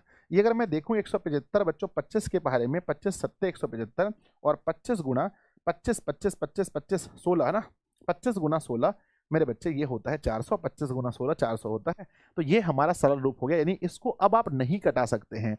अब मतलब सरल रूप का मतलब है अब आप इसे किसी भी पहाड़े से कटा नहीं सकते हैं, इसको बोलते हैं बच्चों सरल रूप। अब यहाँ पर थोड़ा सा हम उस चीज को ऐड करते हैं जिस चीज के लिए हम यहाँ पर आए हैं। सवाल पहला है 0 पॉइंट बच्चों मान लो 4 पर डैश है, इसका सही उत्तर क्या होगा मेरे बच्चे। नेक्स्ट है 0 पॉइंट है ना, 0 पॉइंट बच्चों मान लो 8 पर डैश है तो क्या होगा। नेक्स्ट सवाल है 0.62 पर डैश है दोनों पर तो क्या होगा। नेक्स्ट क्वेश्चन है मेरे बच्चे 0.625 है ना, इन तीनों पर डैश है तो क्या होगा। प्लीज इनका आंसर मुझे चाहिए, इसका आंसर मुझे चाहिए। तो प्यारे बच्चों हम लोगों ने क्या पढ़ा है, हम लोगों ने क्या सीखा है, हमने सीखा है कि जितने पे डैश है उस पर बच्चों हमें सिर्फ 9 लगा देना है। 8 है तो 8 के नीचे भी 9 लगा देना है। 62 है तो 62 के नीचे डबल में है बार, तो डबल में 9 लगा देना है। 3 में दिया है तो बच्चों हमें 3 में बस 9 9 और 9 लगा देना है। बस सिंपल सा फंडा हम लोगों ने अभी तक तो यही सीखा है। पर प्यारे बच्चों क्या हो जब इसमें थोड़ा सा बदलाव आ जाए, क्या हो जब क्वेश्चन ऐसा ना हो करके, सवाल ऐसा ना हो करके ऐसा हो, है ना, जैसे बच्चों 1.2 पर डैश ऐसा सवाल हो, या सवाल ऐसा हो 2.32 पर डैश ऐसा सवाल हो मेरे बच्चे, है ना 6.2 मतलब मान लो 6.3 पर डैश इस तरह के सवाल हो, तो आप इसको कैसे सॉल्व करोगे। तो प्यारे बच्चों बहुत हकीकत बहुत जेन्युइन तरीके से सवाल को सॉल्व करके बताइए क्या होगा। सर अगर हमारा सवाल ऐसा हो तो 1 अलग से लिखेंगे और ये इसको अलग से हल करेंगे 2/9। अब इसका एलसीएम हम लोग 9 लेंगे और 9 में से 2 जोड़ेंगे, 11/9 सही उत्तर होगा। अब हम इसको अलग से ऐसे लिखेंगे 2 प्लस में 32 बटा नीचे 99 लिखेंगे। बच्चों 99 हमारा एलसीएम होगा, 99 गुना 2 करेंगे 9 दूनी 18, 9 दूनी 18 हासिल रहा 1, 18 1 19, 198 प्लस में 32 करेंगे, जोड़ने से 8 2 10 की 0, 19 और 3 19 और 3 22 होता है, 22 और 1 23 था बटे 99। इस तरह से हम इसको बनाएंगे, है ना। यानी हम इसको अलग से 6 प्लस में 3/9 आप इसको घटाओ तो 1/3 में मेरे बच्चे एलसीएम हमारा 3 होगा, 6 3 18 1 19, 19/3 होगा। हम यकीन करते हैं, हम ये उम्मीद करते हैं कि मेरे बच्चों को ये भी सवाल बनाने के लिए बहुत जेन्युइनली बहुत प्यार से आ गया होगा। अगर हो सके तो एक बार दिल भेजना कि गुरुदेव हमें इसमें कोई परेशानी का भाव नहीं है। एक थोड़ी सी परेशानी का भाव जहां पैदा होता है वहां हम खत्म करने की कोशिश करते हैं। अब यहां पर सिर्फ एक में एक में डैश है, दोनों में डैश नहीं है मेरे बच्चे। 0 पॉइंट हमने लिखा है 623, यहां पर सिर्फ एक में डैश दिया है, दोनों में नहीं दिया है मेरे बच्चे। नेक्स्ट हमारा है 0.231, यहां पर 2 में डैश दिया है। चलिए अब प्यारे बच्चों ये 3 सवाल बना देने के बाद हम ये मान लेते हैं कि ऐसे प्रश्नों में मेरे बच्चों को कभी भी किसी प्रकार की समस्या उत्पन्न नहीं हो सकती है। ध्यान देंगे। अब हमने क्या सीखा है, हमने सीखा है अगर बच्चों जिन पर डैश नहीं है उनको माइनस कर देना चाहिए। और प्यारे बच्चों ध्यान देना, जिस पर डैश है उसके लिए 9 और जिस पर नहीं है उसके लिए 0। तो बच्चों हमारा आंसर 21 बटा आप देख सकते हैं 90 है। 3 के पहाड़े से हम इसको 7 बार में और 3 के पहाड़े से हम इन्हें 30 बार में कट भी कर सकते हैं। अगला सवाल है जिन पर डैश नहीं है उसको घटाना है, यानी 623 में से जिन पर डैश नहीं है 62 पर डैश नहीं है लिखेंगे मेरे बच्चे। जिन पर डैश है उसके लिए 9, जिन दोनों पर डैश नहीं है उनके लिए 0 0 मेरे बच्चे। 3 में से 2 गया तो 1 बचा। यहाँ पर हमारे पास 12 में से 6 591 बटे टोटल हमारे नीचे में 900 हो गया।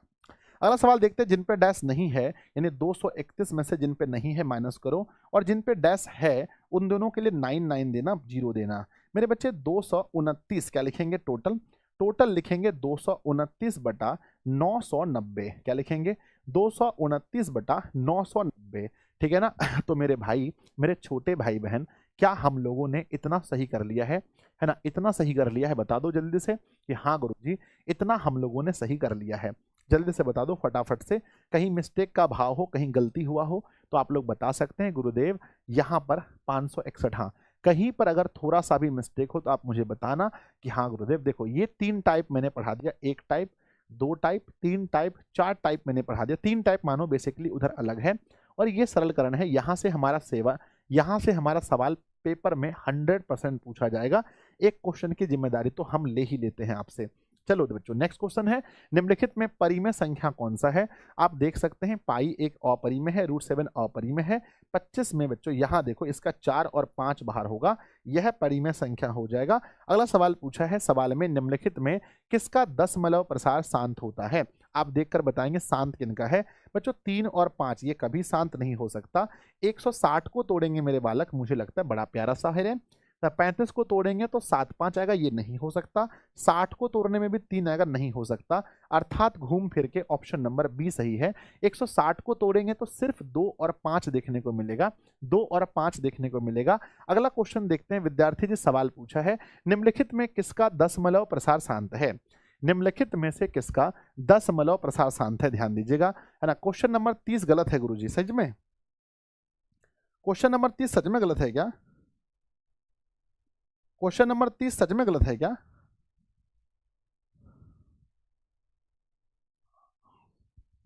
तीस सच में गलत है? हाँ 30 सच में गलत है।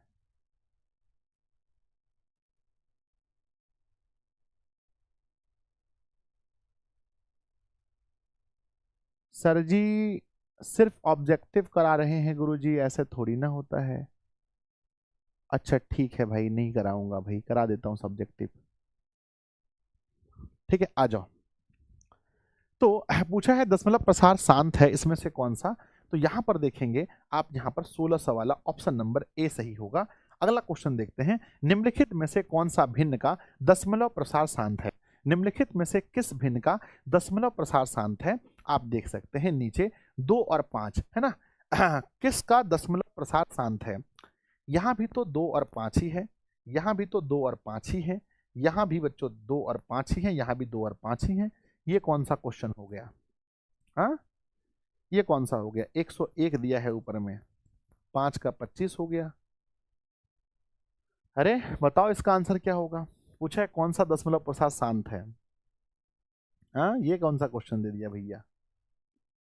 2 और 5 ही दिया है तो शांति होगा। 10 है ना, 25, ये 25 गुना 2 50 होगा, ये भी शांत होगा। ये बच्चों 25 का ये भी शांत होगा, सब तो शांत ही होगा। ये तो सब शांत है इसमें से। या बच्चों मिस टाइपिंग हुआ है बताओ, है ना। क्वेश्चन नंबर 30 में एक बार देख लेता हूं, 30 नंबर सवाल में देख लेता हूं एक बार। 30 नंबर सवाल में लिखा गया है, सवाल नंबर 30 है, क्या लिखा है 30 में? दशमलव प्रसार शांत बोला है। देखिए यहाँ पर हमने 7 का क्यों 343 होता है हमने कटा दिया, तो 2 और 5 बचा, बिल्कुल सही है, इसमें कोई मिस्टेक वाली बात नहीं है। हम इस क्वेश्चन के बारे में बोल रहे थे, इसका बताओ 37 का क्या आंसर होगा, है ना। मुझे तो सभी लग रहे हैं, है ना, मुझे तो सारे के सारे आंसर सही लग रहे हैं, ऑल आंसर सही लग रहे हैं मुझे, ठीक है ना। चलो आगे देखते हैं, नेक्स्ट बच्चों समाप्त हो गया। तो कुल 37 में से एक क्वेश्चन नहीं बना, 36 क्वेश्चन हम लोगों ने बनाए। अगर आपको याद हो तो कृपया बताइए कि 36 क्वेश्चन में से आप लोगों ने कुल कितना सही किया है। 36 प्रश्नों में से आप लोगों ने कितना क्वेश्चन सही किया है मुझे बता दीजिए। लगभग लगभग आप लोगों ने 36 में से कर लिया होगा लगभग सही। चलिए अब दूसरा चैप्टर नहीं, अब डायरेक्ट हमारा क्या है, वृत्त चैप्टर है। इसके बाद अब दूसरा चैप्टर सबसे लास्ट में है। इस चैप्टर में आप लोग को बहुत कुछ सीखने को मिलेगा, बहुत मजा आने वाला है इस चैप्टर में। तो चलिए हो जाइए तैयार बच्चों, पहला क्वेश्चन देखते हैं। मैं कुछ कुछ आपको बता देता हूँ इस चैप्टर से संबंधित, मैं कुछ बेसिक आपको बता देता हूँ। पहले आप लोग बेसिक कर लीजिए, फिर चैप्टर कीजिएगा, बहुत मजा आएगा। तो बच्चों कुछ कुछ बेसिक चीजों को हम लोग जान लेते हैं। बेसिक चीजें क्या है समझिएगा। सबसे पहले बच्चों एक वृत्त जो होता है उसके, है ना, एक जो वृत्त होता है उसके केंद्र में कितना का कोण बनता है। वृत्त के केंद्र पर बच्चों 360 डिग्री का कोण बनता है। अगर आपसे पूछा जाए अर्धवृत्त के कोण पर तो 160 मत कह देना, है ना। अर्धवृत्त के केंद्र पर जो बना कोण होता है वो 90 का होता है। केंद्र मेरे बच्चे यहाँ पर 90 का होता है, इसको आप 180 मत कहना। अर्धवृत्त के केंद्र पर सिर्फ और सिर्फ 90 का कोण होता है। मेरे बच्चे ध्यान दीजिएगा, वृत्त में जो एक वृत्त की बात करते हैं, वृत्त की जो, है ना मेरे बच्चे, वृत्त को जो एक बिंदु पर स्पर्श करे उसे क्या कहते हैं। वृत्त को अगर एक बिंदु पर जो स्पर्श करे हम उसे क्या कहते हैं, हम उन्हें स्पर्श रेखा कहते हैं। ऐसी रेखा जो वृत्त को सिर्फ एक बिंदु पर स्पर्श करे हम उसे क्या बोलेंगे, हम उन्हें स्पर्श रेखा बोलेंगे। मेरे बच्चे एक वृत्त की कितनी स्पर्श रेखा हो सकती है, एक वृत्त की कितनी स्पर्श रेखा हो सकती है, तो एक यहां से खींचो, एक यहां से खींचो, एक यहां से खींचो, एक यहां से खींचो, एक यहां से खींचो, एक यहां से खींचो, तो एक वृत्त की अनंत स्पर्श रेखाएं, एक वृत्त की अनंत स्पर्श रेखाएं हो सकती हैं। याद रखना कि एक वृत्त की अनंत स्पर्श रेखाएं हो सकती हैं। अगर मैं पूछूं बच्चों, एक वृत्त है, एक वृत्त है, इसके एक बिंदु से, एक वृत्त के एक बिंदु से कितनी स्पर्श रेखा खींच सकते हैं, तो एक बिंदु से केवल एक बच्चों, है ना। एक बिंदु से, एक बिंदु से अगर पूछा जाए, एक बिंदु से केवल एक स्पर्श रेखा, एक बिंदु से केवल एक स्पर्श रेखा खींच सकते हैं। एक बिंदु की बात हो तो हम वृत्त पर केवल एक स्पर्श रेखा खींच सकते हैं। अगर बात ऐसी हो बच्चों, अगर बात ऐसी हो कि वृत्त के भीतर के किसी बिंदु से क्या हम वृत्त पर स्पर्श रेखा खींच सकते हैं, वृत्त के भीतर के बिंदु से क्या हम, है ना, वृत्त के भीतर के बिंदु से मेरे बच्चे, वृत्त के भीतर के बिंदु से क्या हम कोई स्पर्श रेखा खींच सकते हैं, तो बच्चों नहीं, वृत्त के भीतर के बिंदु से हम स्पर्श रेखा नहीं खींच सकते हैं।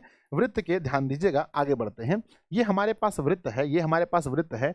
वृत्त के बाह्य बिंदु से वृत्त पर कितनी स्पर्श रेखा खींच सकते हैं, वृत्त के बाह्य बिंदु से वृत्त पर हम 2 स्पर्श रेखा खींच सकते हैं। वृत्त के बाह्य बिंदु से हम वृत्त पर 2 स्पर्श रेखा खींच सकते हैं। वृत्त की स्पर्श रेखा जो होती है, वृत्त की स्पर्श रेखा जो होती है वह केंद्र के साथ में, वृत्त की स्पर्श रेखा जो होती है, वृत्त की जो स्पर्श रेखा होती है, वृत्त की जो स्पर्श रेखा होती है वह केंद्र के साथ में कितना डिग्री का कोण बनाती है बताइएगा।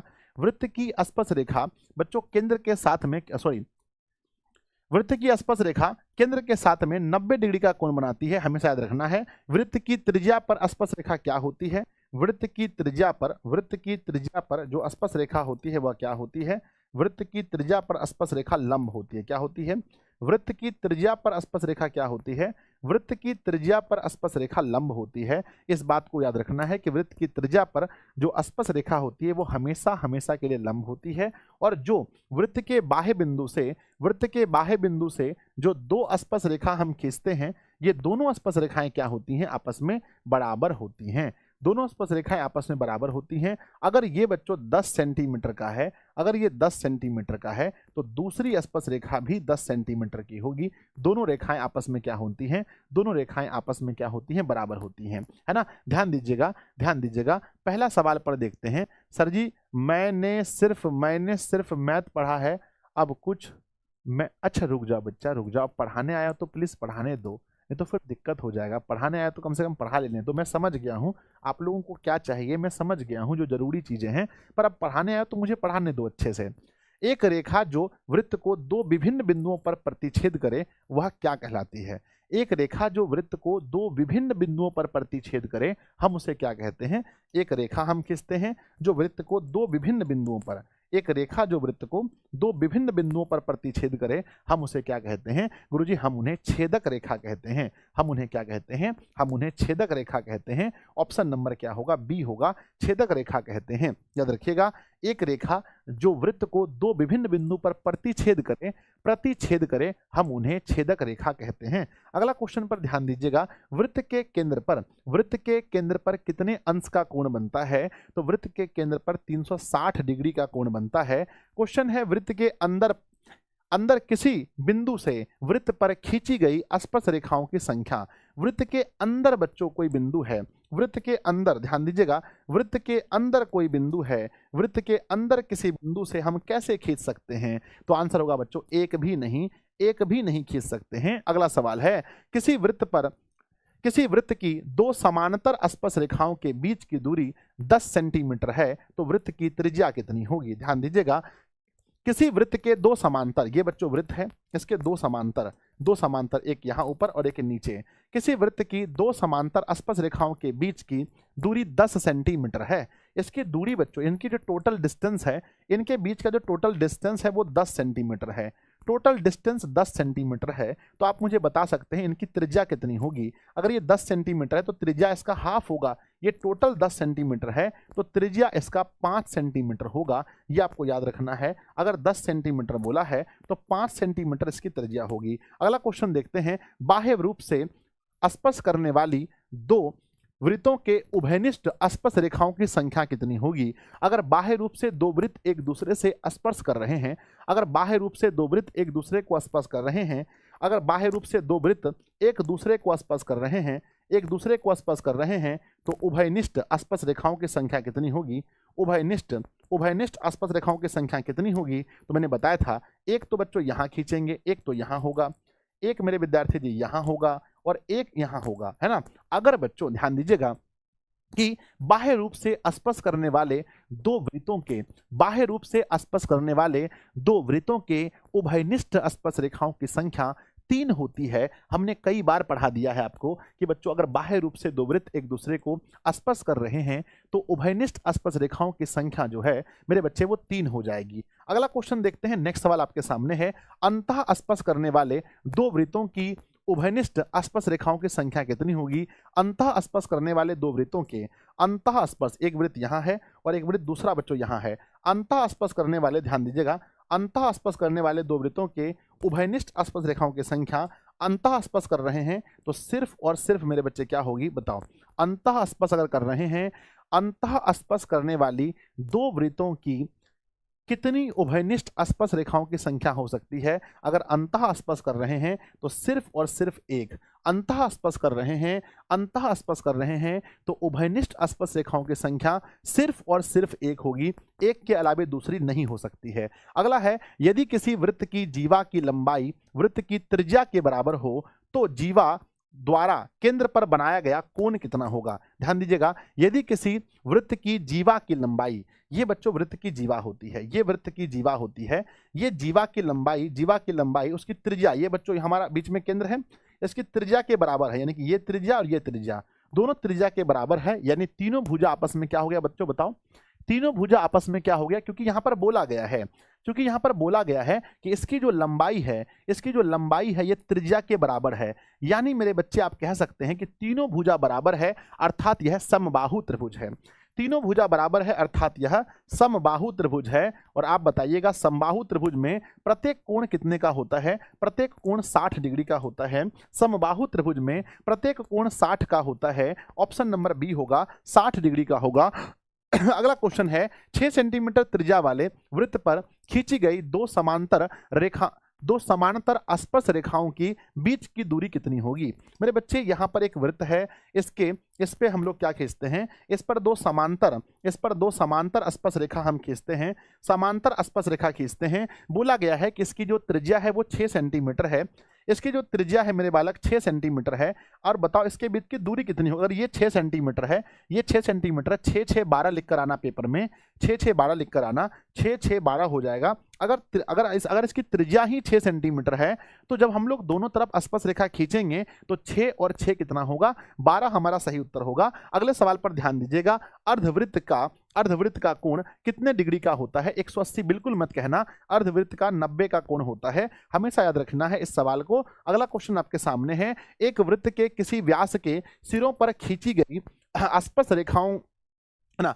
स्पर्श रेखाओं के बीच क्या संबंध है। कहते हैं एक वृत्त लीजिए, ले लिया, एक वृत्त के किसी व्यास के दोनों सिरों पर, यहां पर बच्चों व्यास है, इसके दोनों सिरों पर, एक सिरा यहां है, एक सिरा यहां है, दोनों सिरों पर खींची गई स्पर्श रेखाएं हमेशा क्या होती हैं, दोनों सिरों पर खींची गई स्पर्श रेखाएं हमेशा हमेशा हमेशा के लिए क्या होती हैं, समांतर होती हैं, हमेशा समांतर होती हैं। अगला सवाल है, 5 सेंटीमीटर त्रिज्या वाले एक वृत्त के पी स्पर्श रेखा पी क्यू केंद्र ओ से जाने वाली एक रेखा से बिंदु Q पर इस प्रकार मिलती है कि OQ बराबर 12 है, तो PQ की लंबाई खींचिए। मेरे बच्चे ध्यान दीजिए, आप लोग समझ गए होंगे, पाइथागोरस प्रमेय से इसको बना दिए होंगे। मेरे विद्यार्थी जी ध्यान दीजिएगा, 5 सेंटीमीटर त्रिज्या वाला एक वृत्त के बिंदु P, है ना, एक वृत्त है ये, इसकी त्रिज्या 5 सेंटीमीटर है, इसका एक बिंदु हम लोग P लेते हैं, P स्पर्श रेखा PQ, स्पर्श रेखा बच्चों PQ, ये बच्चों हमारा Q है, PQ है ना, PQ केंद्र O से जाने वाली एक रेखा, है ना, एक रेखा बिंदु Q, यानी बच्चों O से जाने वाली रेखा बिंदु Q पर इस प्रकार मिलती है कि OQ बराबर 12, यानी कि OQ, यानी कि यहाँ O है, ये मेरे बच्चे O है, और OQ बराबर 12 है, OQ बराबर क्या है, 12 है, तो PQ की लंबाई बताइए। मेरे विद्यार्थी जी ध्यान दीजिएगा, बड़ा मामला फंस गया है, ये 5 है, ये 12 है, लेकिन हमें PQ चाहिए, और PQ बच्चों यहाँ 13 नहीं होगा, ना ना ना ना, 13 नहीं होगा, यही तो फंस गए, 13 नहीं होगा, यही तो फंस गए आप लोग, यही तो हम लोग फंस गए मेरे बच्चे, है ना, यहीं पर तो हम लोग फंस गए। नहीं बच्चों 13 नहीं होगा, क्योंकि यहां पर बोला गया है, क्योंकि यहां बोला गया है कि हमारा जो OQ है, जो OQ है ये 12 है, तो PQ बच्चों ये लंब होता है, ये PQ लंब है, ये तो हमारा कर्ण का मान है, तो लंब निकालना है PQ बराबर, तो रूट के अंदर में कर्ण का वर्ग यानी 12 का वर्ग और माइनस में 5 का वर्ग, तो 12 का स्क्वायर होता है 144 में से 25 चला गया तो 119 हमारा आंसर बचा। तो मेरे बच्चे हमारा जो सही उत्तर होगा वो ऑप्शन नंबर डी होगा। यहाँ पर हम लोग फंस गए, थोड़ा सा फंस गए यहाँ पर आकर के, आंसर हमारा डी सही होता, समझना था। कहते हैं किसी वृत्त के केंद्र से 13 सेंटीमीटर की दूर स्थित बिंदु P से, है ना, एक वृत्त है, अब यहाँ से केंद्र से मेरे बच्चे 13 सेंटीमीटर दूर है, अब ये केंद्र से 13 सेंटीमीटर दूर कोई है, 13 सेंटीमीटर दूर बिंदु क्या है, बिंदु का नाम है P से खींची गई स्पर्श रेखा की लंबाई 12 है, यहां से स्पर्श रेखा हमने खींचा, ये 12 है। अब आप देख सकते हैं, अब यहां ध्यान दीजिएगा, तो बच्चों बताओ वृत्त की त्रिज्या कितनी होगी। यहां आप पाइथागोरस प्रमेय लगा सकते हो मेरे बच्चे, यहां पर पाइथागोरस प्रमेय लगा सकते हो, 13 है, 12 है, 5 सेंटीमीटर आंसर होगा, 5 सही उत्तर है, ऑप्शन नंबर डी सही होगा। अगला क्वेश्चन देखते हैं विद्यार्थी जी, एक बिंदु Q से एक वृत्त पर खींची गई स्पर्श रेखा की लंबाई 24 सेंटीमीटर है, Q से केंद्र की दूरी 25 सेंटीमीटर है, वृत्त की त्रिज्या बताइए। ये बच्चों पाइथागोरस लगा दो दिमाग में फटाफट से। एक बिंदु Q से एक वृत्त पर खींची गई स्पर्श रेखा हमेशा सीधा खींचना, ये स्पर्श रेखा है, स्पर्श रेखा खींचा गया है 24 सेंटीमीटर मेरे बच्चे। अब यहां से बच्चों खींचा गया है, ये है 25 सेंटीमीटर, तो बताओ ये क्या होगा, 24 है 25 है तो ये 7 होगा, 24 25 है तो क्या होगा बताओ, ये 7 होगा। ऑप्शन नंबर ए, पाइथागोरस प्रमेय आप लोग पढ़े थे, पाइथागोरस प्रमेय पढ़े थे, यहां पर हमारा 7 हो जाएगा। अगला क्वेश्चन देखते हैं, किसी वृत्त की स्पर्श रेखा उसे कितने बिंदु पर स्पर्श करती है। वृत्त की स्पर्श रेखा उसे कितने बिंदु पर स्पर्श करती है। वृत्त की स्पर्श रेखा सिर्फ और सिर्फ एक बिंदु पर स्पर्श करती है, आप लोग याद कर लिए होंगे। एक वृत्त की कितनी समांतर स्पर्श रेखाएं हो सकती हैं। एक वृत्त के, अगर बच्चों ये हमारा वृत्त है, समांतर स्पर्श रेखा की बात करते हैं तो यहां पर हमने खींचा है, अब इसके समांतर बच्चों सिर्फ यहां हो सकता है, तो एक वृत्त के समांतर क्या पूछा है, एक वृत्त की कितनी समांतर स्पर्श रेखाएं हो सकती हैं। तो कितनी समांतर स्पर्श रेखाएं हो सकती हैं मेरे बच्चे, एक वृत्त की कितनी समांतर स्पर्श रेखा, एक यहां हो गया, अब यहां से खींचेंगे तो बच्चों ये हो गया और ये इसके समांतर हो गया, है ना। अब यहां का समांतर यहां हो सकता है, अरे भैया यहां का समांतर यहां हो सकता है ना। तो ये पूछा गया है, समांतर तो बहुत हो जाएगा, बहुत हो जाएगा, है ना। एक वृत्त की कितनी समांतर स्पर्श रेखाएं हो सकती हैं, तो कितनी समांतर स्पर्श रेखाएं हो सकती हैं मेरे बच्चे ये कैसा सवाल है? एक वृत्त की कितनी समांतर स्पर्शरेखाएं हो सकती हैं? एक वृत्त की कितनी समांतर स्पर्शरेखाएं हो सकती हैं, है ना? ऐसे तो मतलब एक सेकंड रुक जाओ, है ना? मुझे लगता है कि अगर मैं यहाँ से स्पर्शरेखा खींचूं तो बच्चों समांतर में ये तो छेदक है, ये छेदक है, ये छेदक है, छेदक है, छेदक है, तो आई थिंक सिर्फ ये दोनों ही होगा समांतर, बाकी नहीं हो सकता है। बाकी जब खींचेंगे तो फिर इसके पैरेलल नहीं हो सकता, यानी इसके पैरेलल बच्चों दो ही हो सकता है। सिर्फ मुझे दो लग रहा है, आंसर दो होना चाहिए, दो ही आंसर सही होगा इसका। ऑप्शन नंबर क्या होगा? ऑप्शन कहां पर है? दो कहां दिया है? एक अनेक तीन चार, एक अनेक तीन चार, तो तब तो अनेक होना चाहिए, है ना? तब तो अनेक होना चाहिए, तब तो उस लिहाज से बच्चों अनेक होना चाहिए। जैसे इसके समांतर ये हो गया, इसके समांतर ये हो गया, फिर इसके समांतर यहां खींच देंगे तो बच्चों अनेक हो जाएगा। तो यहां पर तो अनेक सही लग रहा है। अगला सवाल देखते हैं। यदि समांतर चतुर्भुज की सभी भुजाएं एक वृत्त को स्पर्श करती हो तो वह समांतर चतुर्भुज सम चतुर्भुज होगा। याद रख लेना कि वह समांतर चतुर्भुज बच्चों सम चतुर्भुज होगा। Option number C. अगर बच्चों वह क्या कर रहा है? वृत्त के सभी मतलब यदि समांतर चतुर्भुज की सभी भुजाएं एक वृत्त को स्पर्श करे तो वह समचतुर्भुज होगा। अगला लिखा गया है दो समांतर रेखाओं के बीच की दूरी 14 सेंटीमीटर है। एक वृत्त दोनों रेखाओं को स्पर्श करती है, वृत्त की त्रिज्या कितनी होगी? भैया देखो कितना इजी क्वेश्चन है ना? देखो दो समांतर स्पर्श रेखा है, इसकी है ना, सॉरी, दो समांतर रेखा है, कहते हैं कि इनके बीच की दूरी 14 सेंटीमीटर है, इनके बीच की दूरी 14 सेंटीमीटर है। एक वृत्त है जो इस तरह से दोनों को क्या कर रही है? स्पर्श कर रही है। एक वृत्त है जो दोनों को क्या कर रही है? स्पर्श कर रही है। आपको बताना है कि वृत्त की त्रिज्या कितनी होगी। तो आप ये बहुत सिंपल है, अरे टोटल 14 सेंटीमीटर तो त्रिज्या इसका हाफ होता है, अर्थात हमारा 7 सेंटीमीटर, 7 सेंटीमीटर हमारा आंसर होगा, जो ऑप्शन नंबर बी में दे रखा है, 7 सेंटीमीटर। अगला देखते हैं। चक्रीय चतुर्भुज के सभी कोणों का योग होता है। चक्रीय चतुर्भुज के सभी कोणों का योग मेरे बच्चे 360 होगा। चक्रीय चतुर्भुज के सभी कोणों का योग 360 होगा। देखो यहाँ इस कॉन्सेप्ट को मैं एक बार देखूंगा। ये कॉन्सेप्ट में एक वृत्त की कितनी, देखो बच्चों ये नहीं पूछा है कि एक बिंदु से, यहां सीधा पूछा है एक वृत्त की कितनी समांतर रेखाएं होती हैं। एक वृत्त की कितनी समांतर रेखाएं होती, एक वृत्त की कितनी समांतर रेखाएं होती हैं। तो समांतर रेखा एक वृत्त में देखें तो यहां का समांतर बच्चों यहां हो जाएगा, यहां का समांतर मेरे बच्चे इसका समांतर ये हो जाएगा, है ना, इधर वाला हो जाएगा। तो किससे बोला? यहाँ का समांतर बच्चों इससे करवा देंगे पैरेलल, पैरेलल तो ये भी जा रहा है ना, तो अनेक ही सही लग रहा है। एक दो बच्चे गलत कह रहे हैं पर यहाँ कॉन्सेप्ट यही लग सकता है, नहीं तो दो ऑप्शन में है नहीं, है ना, दो तो ऑप्शन में भी नहीं है ना।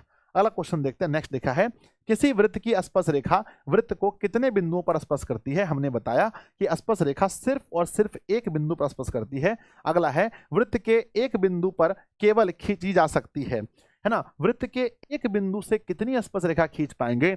वृत्त के एक बिंदु पर केवल खींची जा सकती है एक स्पर्श रेखा। वृत्त के एक बिंदु से केवल, वृत्त अगर ये है हमारे पास वृत्त है और इसके एक बिंदु से पूछा जाए, एक बिंदु से, तो केवल एक स्पर्श रेखा हम खींच सकते हैं। दो प्रतिच्छेदी, क्या पूछा है मेरे बच्चे? ध्यान दीजिएगा, दो प्रतिच्छेदी वृत्तों की उभयनिष्ठ स्पर्श रेखाओं की संख्या कितनी होगी?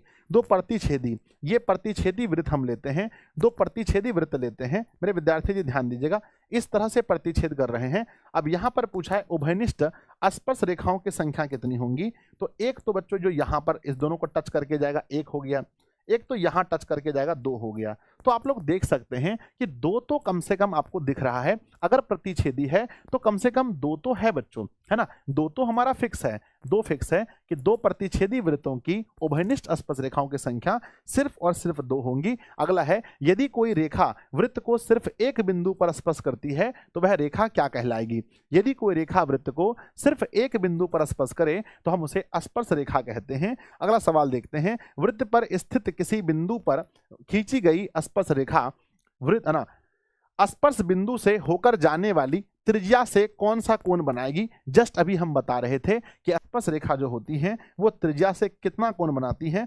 स्पर्श रेखा हमेशा हमेशा मेरे बच्चे त्रिज्या पर क्या होती है? लंब होती हैं, त्रिज्या पर लंब होती हैं, और लंब जो होता है वो 90 का कोण बनाता है। लंब जो होता है वह 90 का कोण बनाता है, आपको याद रखना है। अगला सवाल देखते हैं, यदि जीवा AB वृत्त के केंद्र पर 50 का कोण बनाती है, यदि बच्चों जीवा, बच्चों मान के चलो ये हमारा वृत्त है, ये हमारा वृत्त है और यहाँ पर कोई जीवा है, जीवा है जिसका नाम है A, और बच्चों बी है, ये केंद्र के साथ जो एंगल बनाती है ये 50 डिग्री का एंगल बनाती है। तो बाकी कितना बचा बताओ। अगर ये 50 बनाया और बच्चों चूंकि आप जानते हैं कि ये दोनों की लंबाई समान है, ये चूंकि वृत्त की त्रिज्या है, ये वृत्त की त्रिज्या है, तो बताओ बच्चों कि यहाँ एंगल कितना बनेगा, कौन बताएगा। इन दोनों में एंगल कितना बनेगा, इन दोनों में कितना एंगल बनेगा, कौन बताएगा, जल्दी बताओ। इन दोनों में एंगल कितना बनेगा बच्चों, जल्दी बता दो फटाफट से, है ना। सर 21 नंबर, सर 15 का सर ए हो जाएगा, 16 का सर 15 का सर 2 हो जाएगा। हे भगवान, तो हमने कहाँ कुछ किया रे। लो भैया 15 का तो एक वृत्त की कितनी समांतर रेखा हो सकती हैं, एक वृत्त की कितनी समांतर, है ना, समांतर स्पर्श रेखा हो सकती हैं। तो मेरे बच्चे एक यहाँ पर है और एक यहाँ खींचेंगे तो 2 ही हो सकता है, 2 ऑप्शन में रहेगा तो 2 सही कर लेना। ठीक है, 2 ऑप्शन में, क्योंकि मैंने खुद 2 पढ़ाया है, कई बार मैंने 2 पढ़ाया है। ठीक है ना। अगला क्वेश्चन देखते हैं, 16 में कहाँ गलती है, समचतुर्भुज होगा, बिल्कुल सही है। अगला सवाल, रुक जाओ एक सेकंड। यदि समांतर चतुर्भुज की सभी भुजाएं एक वृत्त को स्पर्श करें,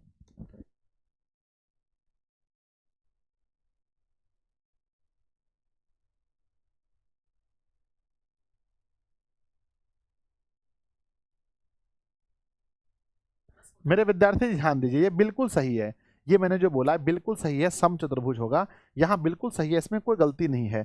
21 में 2 प्रतिच्छेदी उभयनिष्ठ स्पर्श रेखाओं की संख्या सिर्फ 2 होगी, इसमें बिल्कुल सही है। आप क्यों नहीं समझ रहे हैं, 2-3 बच्चे इसको गलत क्यों बता रहे हैं। आइए ध्यान दीजिएगा, अब ये हो गया बच्चों कितना हमारा 50। त्रिभुज के तीनों कोनों का योग 180 होता है, 180 में से 50 घटा देंगे तो 130 बचेगा। 130 को जब हम भाग करेंगे तो ये वाला जो पार्ट बचेगा बच्चों ये 65 होगा और ये वाला 65, 65 का होगा। आइए बच्चों लिखा गया है क्या देखते हैं। लिखा गया है ए और बी बिंदुओं पर खींची गई स्पर्श रेखाओं के, है ना, ए और बी, क्या लिखा है, ए और बी बिंदुओं पर खींची गई स्पर्श रेखाओं के बीच का कोण होगा। यानी बच्चों पूछा गया है कि जब हम ए और बी पर स्पर्श रेखा खींचते हैं, यहां से स्पर्श रेखा खींचेंगे दोनों पर, तो बताइए यहां एंगल कितना बनेगा। तो मेरे बालक आपको पता होना चाहिए कि इन दोनों का जो योग होता है, इन दोनों का योग होता है, इन दोनों का योग होता है 180, इन दोनों का योग 180 होता है। तो यहाँ बचा है 130 डिग्री, क्या बचा है, 130 बचा है, जो कि ऑप्शन नंबर बी में दिया गया है, ऑप्शन नंबर बी में दिया है, ऑप्शन नंबर बी में दिया है, 130 डिग्री सही उत्तर होगा। अगला क्वेश्चन देखते हैं कि बच्चों 3 सेंटीमीटर त्रिज्या वाले एक वृत्त पर खींची गई 2 स्पर्श रेखाएं 60 डिग्री के कोण पर झुकी हैं, है ना, ध्यान दीजिएगा। 3 सेंटीमीटर त्रिज्या है और यहाँ पर बच्चों खींचा गया है 2 स्पर्श रेखा, है ना, एक यहाँ से मान लो और एक यहाँ से खींचा गया है, और ये जो स्पर्श रेखाएं हैं 60 डिग्री के कोण पर झुकी हैं। अगर वहां 60 है तो सामने कितना होगा बताओ, ये ए है और ये बी है और ये मानो पी है। तो जल्दी से बताओ, अगर वो सामने 60 है, अगर मेरे बच्चे सामने 60 है तो जस्ट फ्रंट पे कितना होगा, जस्ट यहाँ कितना होगा, 60 है वो, तो ये 120 होगा, क्योंकि जोड़ के 180 होता है। बीच से जब इसको हम काटेंगे तो ये बेचारा हो जाएगा 30 और ये बेचारा 120 का आधा हो जाएगा 60।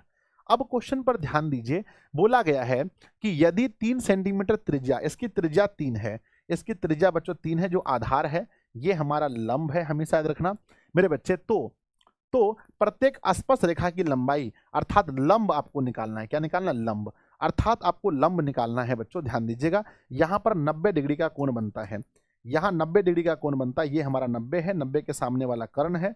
आइए समझते हैं, है ना, इसको बच्चों हम खड़ा करते हैं ना इस तरह से। ध्यान दीजिएगा, ये हमारा कर्ण है, ये हमारा कर्ण है, कर्ण आपको नहीं निकालना है। क्वेश्चन पूछा स्पर्श रेखा की लंबाई, है ना, ये हमारा आधार है, आधार यहाँ 90 बना है, यहाँ 90 बना है, आधार का मान दिया है 3, आधार का मान दिया है 3, आधार का मान दिया है 3, जहां पर बच्चों हमने लिखा है ए, जहां लिखा है ए लिखा है ए, और ध्यान दीजिए ए और पी लंब है, ए और पी लंब है ना, ए और 0 यहाँ पर 0 रख देते हैं।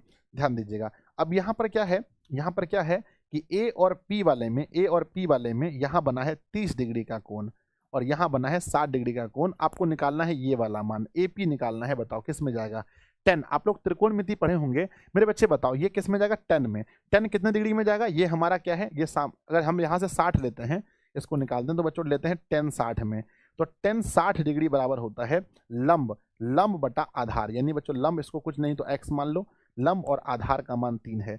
ये मान अगर हम देखेंगे 10 60 का मान √3 होता है, बराबर में x बटा 3 है, तो जो 3 गुना 3 करेंगे तो x का मान 3 √3 आएगा, 3 √3 आएगा, कितना आएगा, 3 √3। ध्यान दीजिएगा, है ना, 3√3 आएगा, तो ऑप्शन कौन सा होगा? ऑप्शन बच्चों हमारा सी होगा।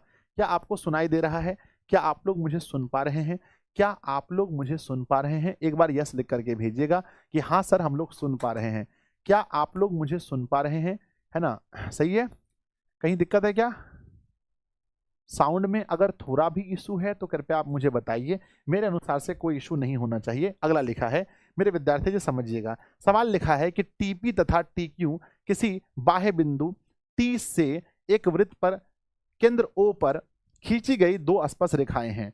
बच्चों दो स्पर्श रेखा खींचते हैं मेरे बच्चे, कहाँ से? बिंदु टी से, है ना, टी से खींचते हैं। ये बच्चों बिंदु टी है, यहाँ पर मान लो पी है, यहाँ मान लो क्यू है। अब यहाँ से हमने खींचा टीपी, यहाँ से टी क्यू हमने खींचा, यहाँ पर केंद्र O है।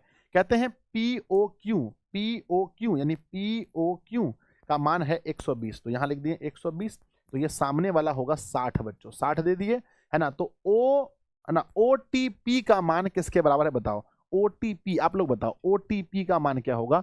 OTP का मान बताइए क्या होगा? OTP, तो मेरे बालक ध्यान दीजिएगा, सवाल में बोला है OTP, कहाँ है बच्चों? O यहाँ है, T यहाँ है, P, तो OT से काटेंगे तो यहाँ 30 निकलेगा, तो OTP बताओ कितना होगा?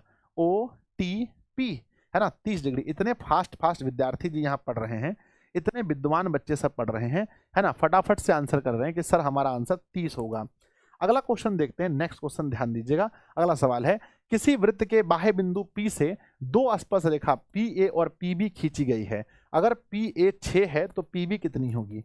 बच्चों दो स्पर्श रेखा जब आप खींचेंगे, दो स्पर्श रेखा जब आप खींचेंगे, दो स्पर्श रेखा जब आप खींचेंगे मेरे विद्यार्थी, जो दोनों स्पर्श रेखाएं बराबर होती हैं। एक है PA, है ना, यहाँ पर बच्चों P है, यहाँ A है, तो PA, और यहाँ पर B है PB, तो PA और PB दो स्पर्श रेखा खींचते हैं, दोनों स्पर्श रेखाएं आपस में बराबर होती हैं। एक का मान अगर आप 6 कह रहे हैं तो दूसरा मान भी 6 होगा, अर्थात ऑप्शन नंबर सी सही है। अगला क्वेश्चन देखते हैं, किसी वृत्त के बाह्य बिंदु P से PA और PB दो स्पर्श रेखा खींची गई है, एक का मान 5 है तो दूसरे का मान क्या होगा बताओ? सेम टू सेम क्वेश्चन है, आप वो 6 पर के जाओ, 5 पर के जाओ, वहां पेपर में 8 देखने को मिलेगा, 5 है तो ये भी 5 देखने को मिलेगा। अगला सवाल देखते हैं, आकृति देख करके बताइए, AOB का मान 130 डिग्री है, AOB ये है 130, अगर ये 130 डिग्री है तो सामने वाला बेचारा 50 होगा। पूछा गया है APB, तो बच्चों A P और B यही पूछा ना, APB यही पूछा है, ये वाला एंगल पूछा है, तो 130 का आगे 50 होगा। इतना हल्का क्वेश्चन है, देखने में लगता है कितना भारी है, देखने में लगता है कितना भारी है, लेकिन कुछ है नहीं। मेरे बच्चे कहते हैं किसी बाह्य बिंदु से वृत्त पर कितनी स्पर्श रेखा खींच सकते हैं? तो बाह्य बिंदु से हम दो स्पर्श रेखा, बाह्य बिंदु से, ये हमारा वृत्त है, इसके बाह्य बिंदु से मेरे विद्यार्थी जी ध्यान दीजिएगा, हम बाह्य बिंदु से दो स्पर्श रेखा खींच सकते हैं। बाह्य बिंदु से ये बच्चों मान लो A है तो यहाँ से AP और बच्चों AQ दो स्पर्श रेखा खींच सकते हैं। अगला सवाल देखते हैं, नेक्स्ट सवाल दिया गया है, सवाल पर ध्यान दीजिएगा। सवाल कह रहा है कि O केंद्र, है ना, O वृत्त का केंद्र है, बिंदु P से दो स्पर्श रेखा PA और PB, है ना, PB एक दूसरे से 80 डिग्री के कोण पर झुकी है। दो स्पर्श रेखा बच्चों आपको खींचनी है, दो स्पर्श रेखा खींचनी है, क्या खींचनी है बताओ? तो बिंदु P से दो स्पर्श रेखा, एक A और एक B, एक का नाम A है, एक का नाम B है, दोनों कितना झुका हुआ है? तो दोनों स्पर्श रेखा झुका हुआ है 80 डिग्री के कोण पर, लिखा है ना, 80 डिग्री पर झुका हुआ है ना, ये O है। तो मेरे विद्यार्थी जी सवाल पूछा, ये 80 है तो सामने वाला कितना होगा बताओ? अगर वो 80 है तो सामने वाला कितना होगा बताइएगा? अगर 80 है तो सामने वाला कितना होगा? सर अगर वो 80 है तो सामने वाला होगा 100, टोटल होगा 100। क्वेश्चन पूछा गया है POA, क्या पूछा है? POA, ध्यान दीजिएगा, POA ये P है, ये O है, ये A है, तो POA, तो बच्चों यहां से जब हम इसको काटेंगे तो 100 का आधिया कितना हो? 50, POA, तो 50 डिग्री आंसर होगा। आप देख सकते हैं 50 हमारा आंसर होगा, जो ऑप्शन नंबर A में दे रखा है, ऑप्शन नंबर A में दे रखा है। अगला सवाल पर ध्यान दीजिएगा, यदि बच्चों वृत्त के बाह्य बिंदु P से PA और PB स्पर्श रेखा खींची गई तो PA 4 है तो PB कितनी होगी? 4 है तो बेचारा ये भी 4 होगा। अगला सवाल देखते हैं मेरे बच्चे, दोनों PA PB खींची गई है, 8 है तो दूसरा कितना होगा? 8 है तो दूसरा भी 8 होगा। ध्यान दीजिए, ये क्वेश्चन 2025 का क्वेश्चन है, ये सवाल 2019 का क्वेश्चन है, ठीक है ना, ये 2025 का क्वेश्चन है। तो 2025 में भी बच्चों बहुत सारे सवाल पूछे गए हैं, अब ये हो गए समाप्त, है ना, हो गए मेरे बच्चे समाप्त, है ना। तो बताइएगा 33 क्वेश्चन टोटल थे इसमें, और 33 में से मेरे प्यारे प्यारे बच्चों ने, आप लोगों ने 33 में से कितना सही किया है एक बार बता दीजिए मुझे। 33 में से गुरुजी 33 में से जल्दी बताओ फटाफट, तेजी में, थोड़ा जल्दी जल्दी हम लोग क्वेश्चन को सॉल्व करेंगे। 33 में आप लोगों ने कितना सवाल सही किया है? बढ़ते हैं आगे अगले प्रश्न की ओर। हमारा नेक्स्ट सवाल क्या है? अगला सवाल देखेंगे। मेरे विद्यार्थी जी सवाल लिखा है वृत्त के परिमाण और उसका क्षेत्रफल। देखते हैं, सबसे पहला हमारा लिखा है फर्स्ट क्वेश्चन में, मेरे बच्चे दो वृत्तों के क्षेत्रफल का अनुपात एक्स स्क्वायर वाई स्क्वायर है, उनकी त्रिज्या कितनी होगी? अगर क्षेत्रफल एक्स स्क्वायर वाई स्क्वायर दिया है तो उनकी त्रिज्या कितनी होगी? त्रिज्या निकालने का फॉर्मूला मैंने क्या सिखाया था? त्रिज्या निकालने का फॉर्मूला मैंने बताया था कि अंडर रूट कर देना है क्षेत्रफल। अंडर रूट क्षेत्रफल, तो मेरे बच्चे एक्स और वाई बाहर निकलेगा, एक्स वाई बाहर निकलेगा, सिर्फ हमारा ऑप्शन नंबर डी सही है, एक्स वाई बाहर निकलेगा। कहते हैं एक वृत्त का क्षेत्रफल एवं एक वर्ग का क्षेत्रफल बराबर है तो उनकी परिमितियों का अनुपात क्या होगा? एक वृत्त का क्षेत्रफल, एक वर्ग का क्षेत्रफल। मेरे बच्चे वृत्त का क्षेत्रफल मान लेते हैं, एक वृत्त का क्षेत्रफल होता है पाई आर स्क्वायर। मेरे बच्चे कहते हैं एक वर्ग का क्षेत्रफल होता है भुजा स्क्वायर, है ना, भुजा स्क्वायर। ये कह रहा है कि दोनों बराबर है। भैया दोनों बराबर है, ये कैसे हो सकता है? तो उनकी परिमिति का अनुपात क्या होता है? उनकी परिमिति का अनुपात क्या होता है? मेरे बच्चे परिमिति का अनुपात निकालना है। सबसे पहले हम क्या करें बताओ? उनकी परिमिति का अनुपात पूछा है, एक वृत्त का क्षेत्रफल एवं एक वर्ग का क्षेत्रफल दोनों बराबर है, ठीक है, दोनों बराबर है। तो बताइए उसकी परिमिति का अनुपात क्या होगा? परिमिति बोले तो यानी कि बच्चों इनकी परिमिति है 2 पाई आर, 2 पाई आर, और इनकी परिमिति है बच्चों 4 भुजा, है ना, 4a, 4a, है ना, 4a। ध्यान दीजिएगा, यहाँ अगर आप देखेंगे तो यहाँ से यहाँ पर एक्स्ट्रा बच्चों, यहाँ पर भुजा स्क्वायर, ध्यान दीजिएगा, ये बच्चों भुजा स्क्वायर, ये भुजा स्क्वायर तो मान लो हो गया, यहाँ पाई एक्स्ट्रा है ना, पाई एक्स्ट्रा है, यहाँ भी पाई एक्स्ट्रा है, ये हमारा 2 है, ये 4 है। लो भैया, एक वृत्त का क्षेत्रफल एवं एक वर्ग का क्षेत्रफल दोनों क्या है? आपस में बराबर है। तो परिमिति का अनुपात बताइए। तो सबसे पहले बच्चों हमें लगता है कि हमें एक मानना पड़ेगा, कुछ मानना पड़ेगा। मान लीजिए क्षेत्रफल 100 है, मान लेते हैं क्षेत्रफल कितना है? 100 है ना।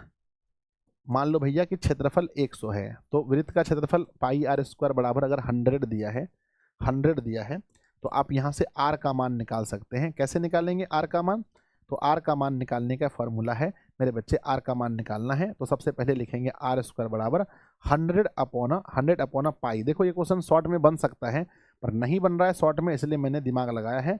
तो यहाँ से निकलेगा बच्चों 10 और रूट के अंदर में पाई, हो गया, ये निकल गया।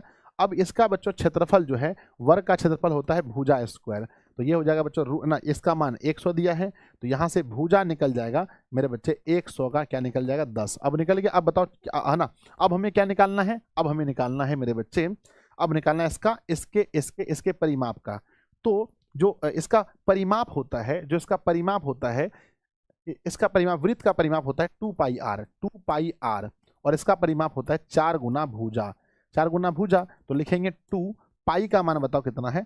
पाई का मान पाई रहेगा, और आर का मान क्या निकला है?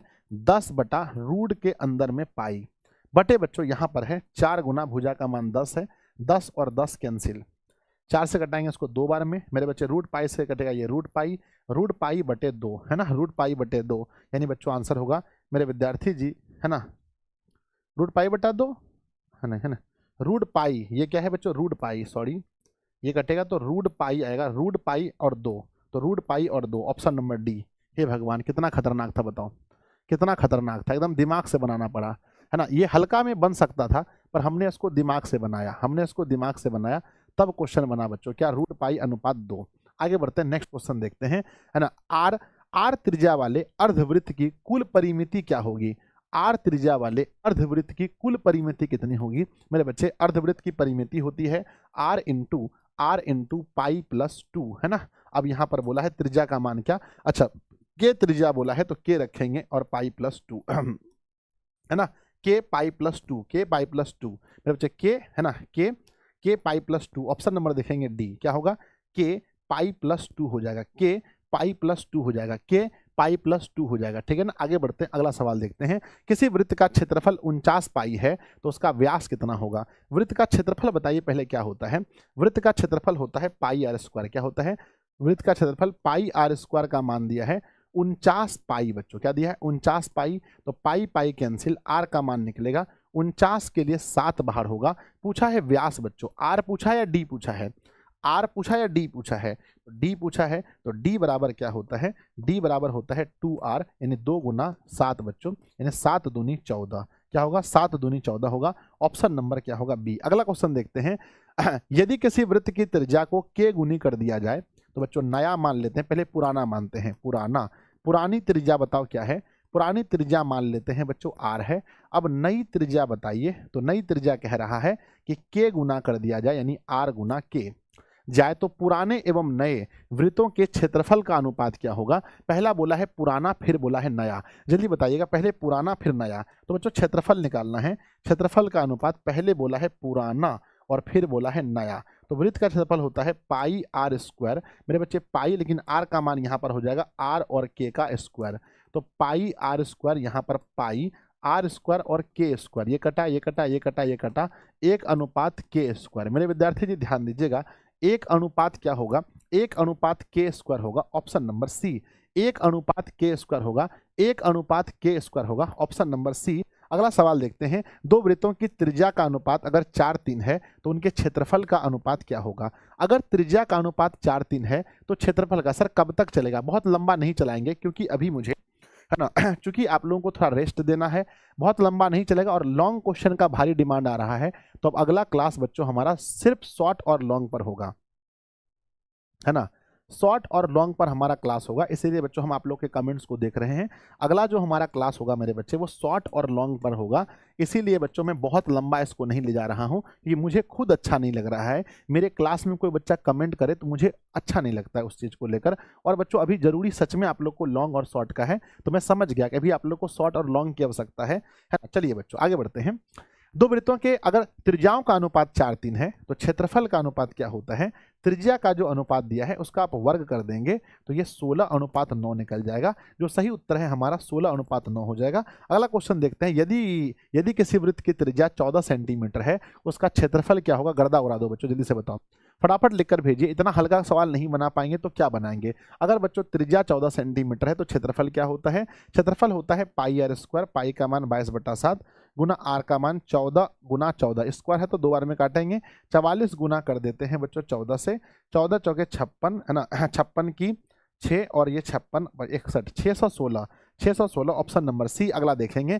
यदि एक वृत्त का क्षेत्रफल 3 सेंटीमीटर और 4 सेंटीमीटर त्रिज्याओं वाले वृत्तों के क्षेत्रफल के योग के बराबर है, तो बताओ वृत्त की त्रिज्या क्या होगी? कहते हैं यदि एक वृत्त का क्षेत्रफल यानी पाई आर स्क्वायर, यदि एक वृत्त का क्षेत्रफल यानी पाई आर स्क्वायर क्रमशः 3 सेंटीमीटर और 4 सेंटीमीटर त्रिज्याओं वाले वृत्तों के क्षेत्रफल के योग के बराबर है। 3 सेंटीमीटर वाला जो क्षेत्रफल है यानी पाई r1 का स्क्वायर प्लस में पाई r2 का स्क्वायर, इसके बराबर है। तो पाई आर स्क्वायर बराबर, पाई कॉमन लेंगे, r1 का स्क्वायर और r2 का स्क्वायर, पाई पाई कैंसिल हो गया, यानी r स्क्वायर बराबर छोटी r1 square plus r2 square. तो मेरे विद्यार्थी जी ध्यान दीजिएगा, यहां से हमारा देखेंगे यदि एक वृत्त के क्षेत्रफल क्रमशः 3 सेंटीमीटर है, 3 है बच्चों, तो यहाँ पर 3 का स्क्वायर लिखेंगे और यहाँ पर लिखेंगे हम 4 का स्क्वायर। 3 का स्क्वायर होगा बच्चों 9, 4 का होगा 16। यहाँ से बच्चों हम क्षेत्रफल वाली बात है तो बच्चों निकालेंगे 25 के लिए हमारा 5 बाहर होगा। तो आंसर क्या लिखेंगे जल्दी से बताइए? आंसर क्या लिखेंगे? आंसर लिखेंगे 5। आंसर क्या लिखेंगे? 5 सेंटीमीटर हम आंसर लिखेंगे। ऑप्शन नंबर सी में दे रखा है। अगला सवाल कृपया ध्यान से देखेंगे। क्वेश्चन लिखा है 12 सेंटीमीटर त्रिज्या वाले अर्धवृत्त की कुल परिमिति कितनी होती है? अर्धवृत्त की कुल परिमिति आप लोगों ने याद रखा होगा। अर्धवृत्त की कुल परिमिति जो होती है, अर्धवृत्त की, है ना, अर्धवृत्त की कुल परिमिति होती है r इंटू पाई प्लस 2। क्या होता है? r into pi plus 2। अब यहाँ पर बच्चों हमारा r का मान दिया है 12, तो हम लिखेंगे 12 और पाई प्लस 2 लिखेंगे मेरे बच्चे। सबका जो भी कमेंट कर रहे हैं हमने देख लिया है, कृपया अब आप लोग कमेंट अभी मत कीजिए, है ना। पाई प्लस 2 और 12, ठीक है ना, पाई प्लस 2 और 12 सही है ना, हो गया। चलिए 10वें नंबर सवाल पर चलते हैं। ध्यान दीजिएगा, ये बहुत ही प्यारा फॉर्मूला पूछा है। एक वृत्ताकार वलय की बाहरी एवं भीतरी त्रिज्या क्रमशः बड़ी आर और छोटी आर है, तो वलय का क्षेत्रफल क्या होगा? आप लोग पढ़े होंगे वलय का क्षेत्रफल क्या होता है। वलय का क्षेत्रफल क्या होता है बच्चों बताइए?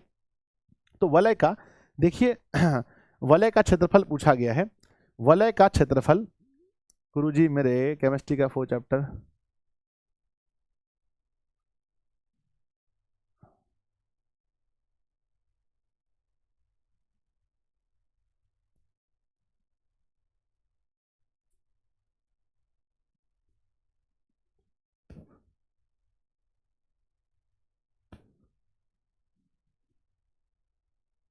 ऑब्जेक्टिव का टेंशन नहीं है गुरुजी। अरे टेंशन नहीं है, बंद कर दे।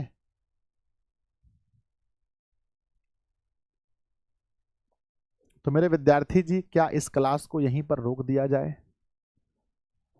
अगर आप लोग कहेंगे यस लिख करके भेजिए। अगर इस क्लास को आप मानते हैं कि गुरुजी हमें ऑब्जेक्टिव का कोई टेंशन नहीं है, यहीं पर रोक दिया जाए, तो हम लोग यहीं पर रोक दें इसको।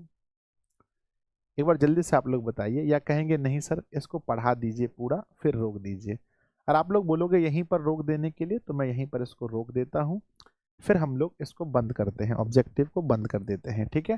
क्योंकि फिर कोई फ़ायदा नहीं है, अगर आप लोग है ना इसको लंबा करके कोई फ़ायदा नहीं है। जब आप लोग नहीं पढ़ना चाहते हैं, डिमांड नहीं है, तो फिर इसको बंद करते हैं, ठीक है? चलिए बच्चों, तो मिलते हैं हम लोग फिर अगली क्लास में। तब तक के लिए आप पढ़ते रहिए, हंसते रहिए, मुस्कुराते रहिए, ठीक है बच्चों? Love you, bye. तो बच्चों आप लोग पढ़िए अच्छे से, अगली हमारी जो क्लास होगी वो सब्जेक्टिव की क्लास होगी, ठीक है ना? चलो,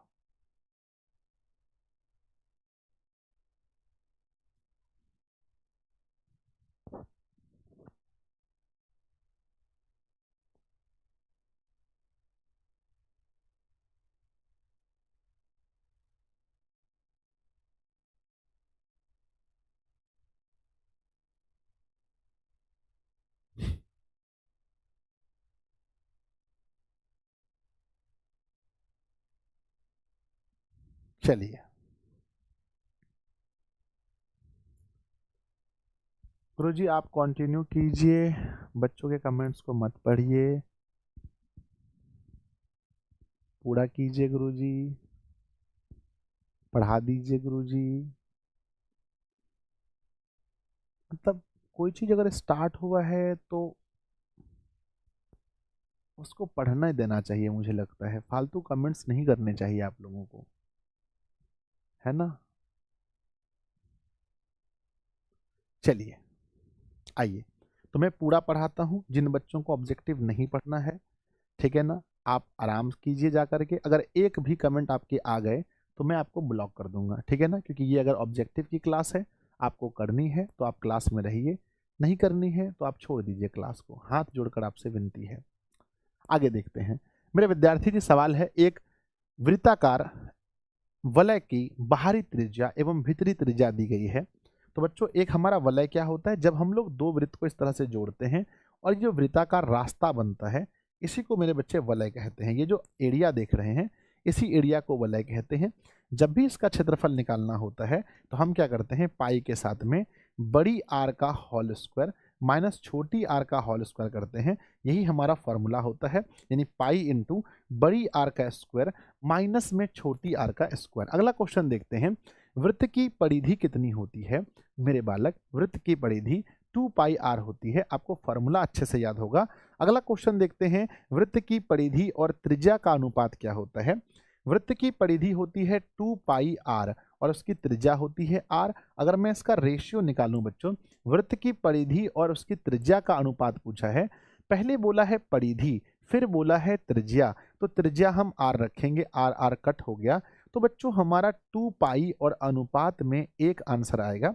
आप लोग देख सकते हैं 2 पाई और अनुपात में 1। अगला क्वेश्चन देखते हैं कि ठीक 4:24 अपराह्न पर घंटे की सुई दोपहर के बाद कितने डिग्री घूम चुकी होगी?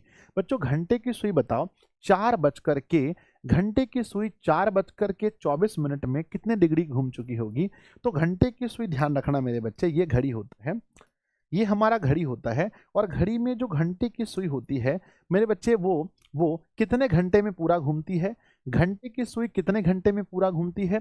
तो बच्चों बताना कि सर 12 घंटे में ये पूरा घूमती है, 360 एंगल बनाती है। तो 1 घंटे में कितना बनाती है? 1 घंटे में 360 को 12 से भाग कीजिए, 12 तिया 36। 1 घंटा में 30 डिग्री बनाती है। 1 मिनट में अगर पूछा जाए तो 1 मिनट में मेरे बच्चे 30 डिग्री 1 घंटा में, तो 1 मिनट में आधा डिग्री कोण बनाती है। मिनट की मतलब घंटे की सुई 1 मिनट में आधा डिग्री का कोण बनाती है और 1 घंटे में 30 डिग्री का। सवाल है 4:24 में, तो 4 बजा बच्चों, तो 1 घंटे में 30 डिग्री, 1 घंटे में 30 डिग्री, तो 4 घंटे में 4 गुणा 30, अब 24 मिनट है, तो 24 मिनट, 1 मिनट में हाफ डिग्री का एंगल बनता है। तो मेरे विद्यार्थी जी ये हो गया 120 और प्लस में यहाँ से निकल गया बच्चों 12। 120 और 12 बराबर 132 डिग्री मैच कीजिएगा सब लोग, 132 डिग्री मैच कीजिएगा। ऑप्शन नंबर क्या होगा? डी सही होगा, 132 डिग्री। मेरे बच्चे बताओ कि 5 बज करके, है ना, 5:36 में बताओ घंटे की सुई, है ना, 5:36 में घंटे की सुई कितना एंगल बनाएगी? 5:36 में घंटे की सुई कितना, है ना मेरे बच्चे, कितना बनाएगी? तो 5 गुना करेंगे, है ना, 5:36, 5 गुना 1 मिनट में मेरे बच्चे 30, तो ये 30 से मल्टीप्लाई होगा और प्लस में 36 को हाफ से मल्टीप्लाई करना है मेरे विद्यार्थी जी। ये 150 हो गया और प्लस में यहाँ से 18 हो गया। तो देखेंगे इसको तो 168 देखेंगे आंसर, 168 सही आंसर होगा। अगला क्वेश्चन देखते हैं, लिखा गया है कि दो वृत्तों के क्षेत्रफल का अनुपात 4:1 है, तो उनकी त्रिज्या कितनी होगी? क्षेत्रफल 4:1 है तो त्रिज्या 2:1 होगी। इसमें नो डाउट बच्चों ऑप्शन नंबर बी होगा। अगला सवाल है, यदि एक वृत्त का परिमाप और क्षेत्रफल संख्यात्मक रूप से बराबर हो तो वृत्त की त्रिज्या कितनी होगी? एक वृत्त का क्या बोला है? परिमाप। एक वृत्त का जो परिमाप होता है मेरे बच्चे वो होता है 2πr और क्षेत्रफल होता है πr²। दोनों संख्यात्मक रूप से बराबर हैं तो पाई पाई कैंसिल, 2r में से 1r कैंसिल हो गया, 2 बराबर r, यानी r की जो वैल्यू होगी वो 2 हो जाएगी, r की वैल्यू 2 मात्रक हो जाएगी। अगला क्वेश्चन आपके सामने है, दो वृत्तों की त्रिज्याएं 8 और 6 सेंटीमीटर है, उस वृत्त की त्रिज्या ज्ञात कीजिए जो दोनों वृत्तों के परिधि के योग के बराबर हो। अगर परिधि का योग है तो सीधे जोड़ दो। परिधि में योग बोला जाए, परिधि के योग के बराबर अगर सवाल में कभी भी लिखा जाए परिधि के योग के बराबर में, तो मेरे बच्चे जब भी आपको बड़ी आर निकालना हो तो सिंपल 8 और 6 को जोड़ देना। जो भी मान त्रिज्या में दिया है सिंपल जोड़ दीजिए। परिधि में क्या होता है, बड़े वृत्त की त्रिज्या निकालनी है तो सीधा जोड़ दीजिए, 8 6 14। अगला, दो वृत्तों की परिधि 2 3 है तो उसकी त्रिज्या का अनुपात क्या होगा? 2025 में पूछा है। परिधि और त्रिज्या दोनों का अनुपात सेम होता है। परिधि और त्रिज्या, परिधि बच्चों 2 3 है, इसकी त्रिज्या भी 2 3 होगी। परिधि और त्रिज्या दोनों सेम होता है, परिधि और त्रिज्या दोनों सेम होता है, याद रखेंगे। अगला सवाल है, यदि किसी वृत्त की त्रिज्या आधी कर दी जाए तो पुराने और नए वृत्त की परिधि का अनुपात क्या होगा? मेरे बच्चे बोला जा गया आधी कर दी जाए, तो सबसे पहले पुरानी त्रिज्या मानते हैं। पुरानी त्रिज्या हम मान लेते हैं मेरे बच्चे r। सवाल है, यदि किसी वृत्त की त्रिज्या आधी कर दी जाए तो बच्चों नई त्रिज्या बताओ। पुरानी त्रिज्या r है, नई त्रिज्या को आधा कर दो, r/2, है ना। यदि किसी वृत्त की त्रिज्या आधी कर दिया तो पुराने एवं नए वृत्तों के परिधि का अनुपात क्या होगा? मेरे बच्चे वृत्त की परिधि का अनुपात पूछा है तो पुराना पहले बोला है, पुराना बोला है तो 2πr, नया का मेरे बच्चे 2πr का मान r/2। तो ये बच्चों कैंसिल हो गया, आप देख सकते हैं पाई पाई कैंसिल, ये कैंसिल हो गया।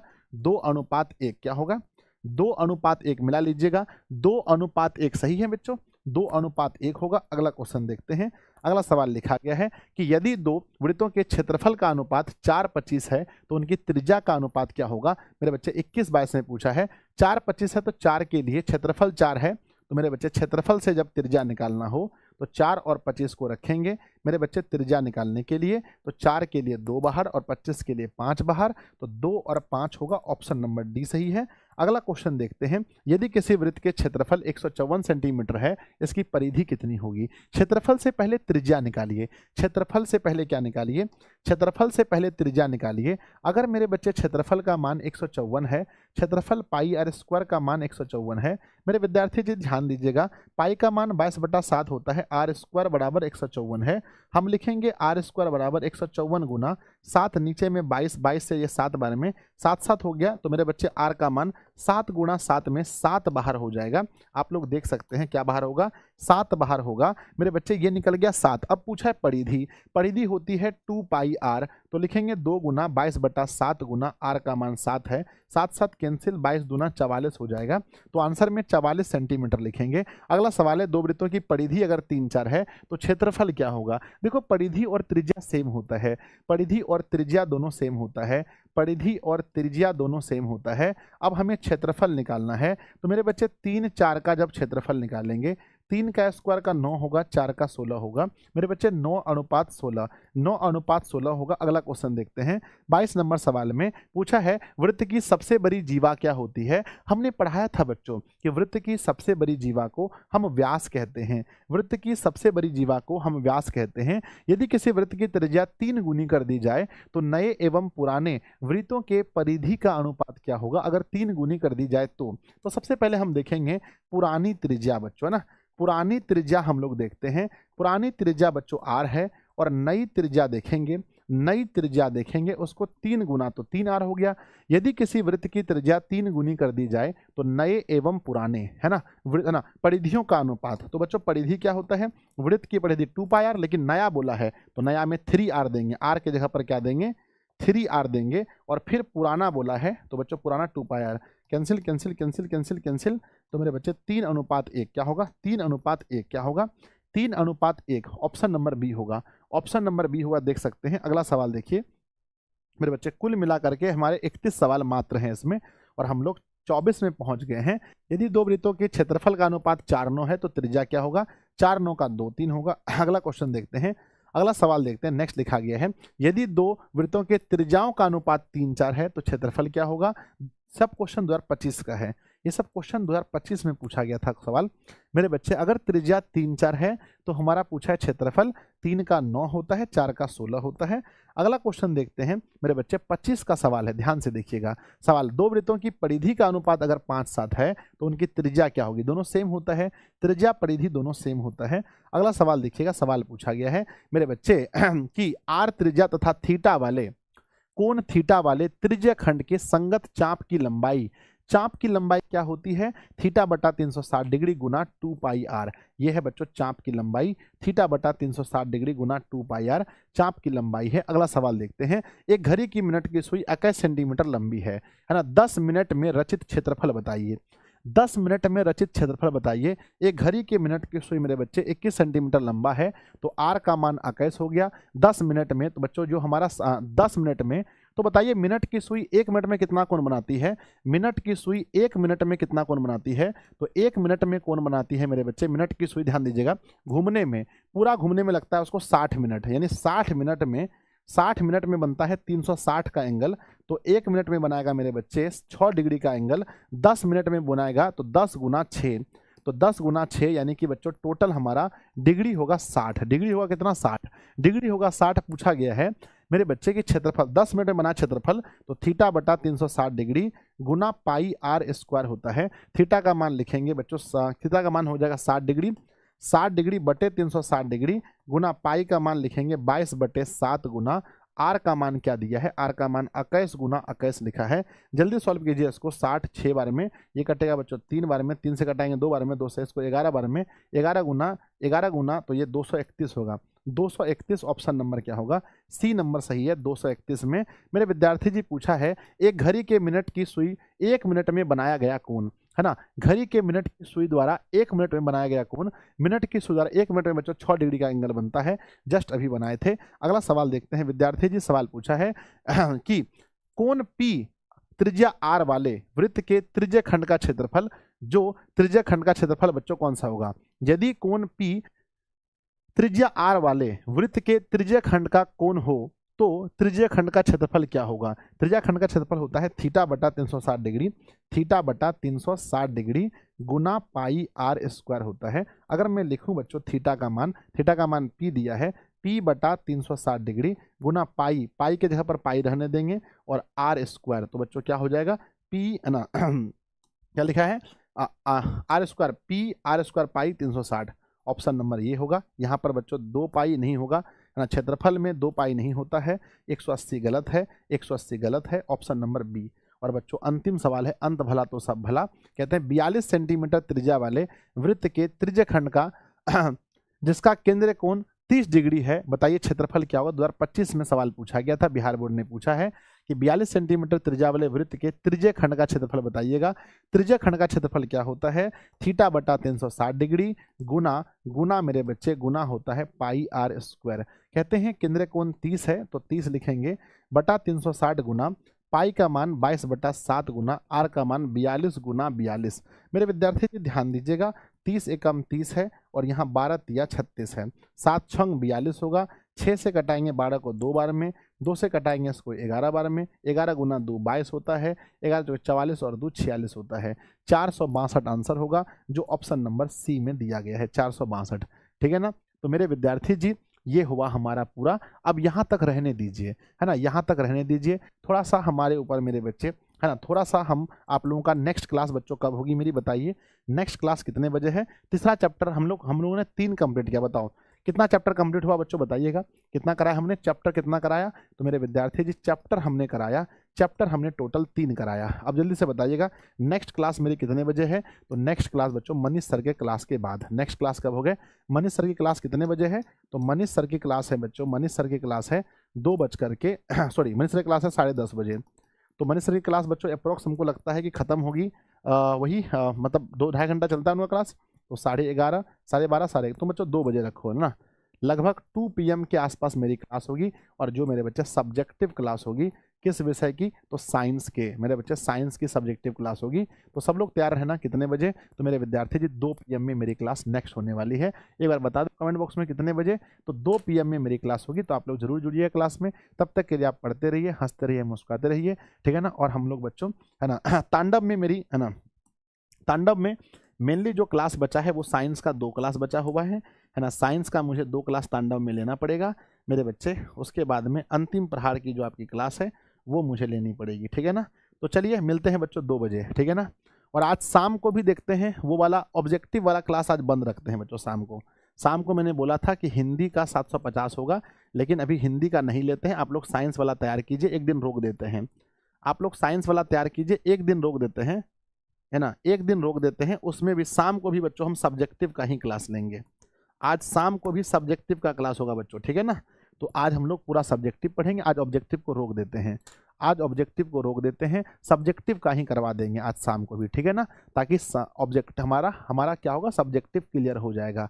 अच्छा, संस्कृत का तांडव हो चुका है ना, लेकिन इसका बचा हुआ है, हिंदी का बचा हुआ है, वो भी कवर कराना है। ठीक है, बाय, लव यू बच्चों, हो जाएगा सब कुछ, बाय। हमारे पास अब कितना दिन बचा है। अब हमारे पास आज 11 है, यानी आज पढ़ना है, 12 पढ़ना है, 13 पढ़ना है, 14 पढ़ना है, 15 पढ़ना है, 16 पढ़ना है ना। 16 को तो परीक्षा स्पेशल पढ़ेंगे। तो हमारे पास बच्चों मात्र समय है 2, 2, 4, 1, 5। 5 में जितना पढ़ना है पढ़ सकते हैं। 5 के अंदर जो भी पढ़ना है सब कवर कर लेंगे 5 दिन के अंदर, ठीक है ना, सब हो जाएगा। चलो बाय, लव यू बच्चों। तो कमेंट कीजिएगा आज का क्लास कैसा लगा, सब लोग कमेंट जरूर कीजिएगा, ठीक है ना। Love you, bye.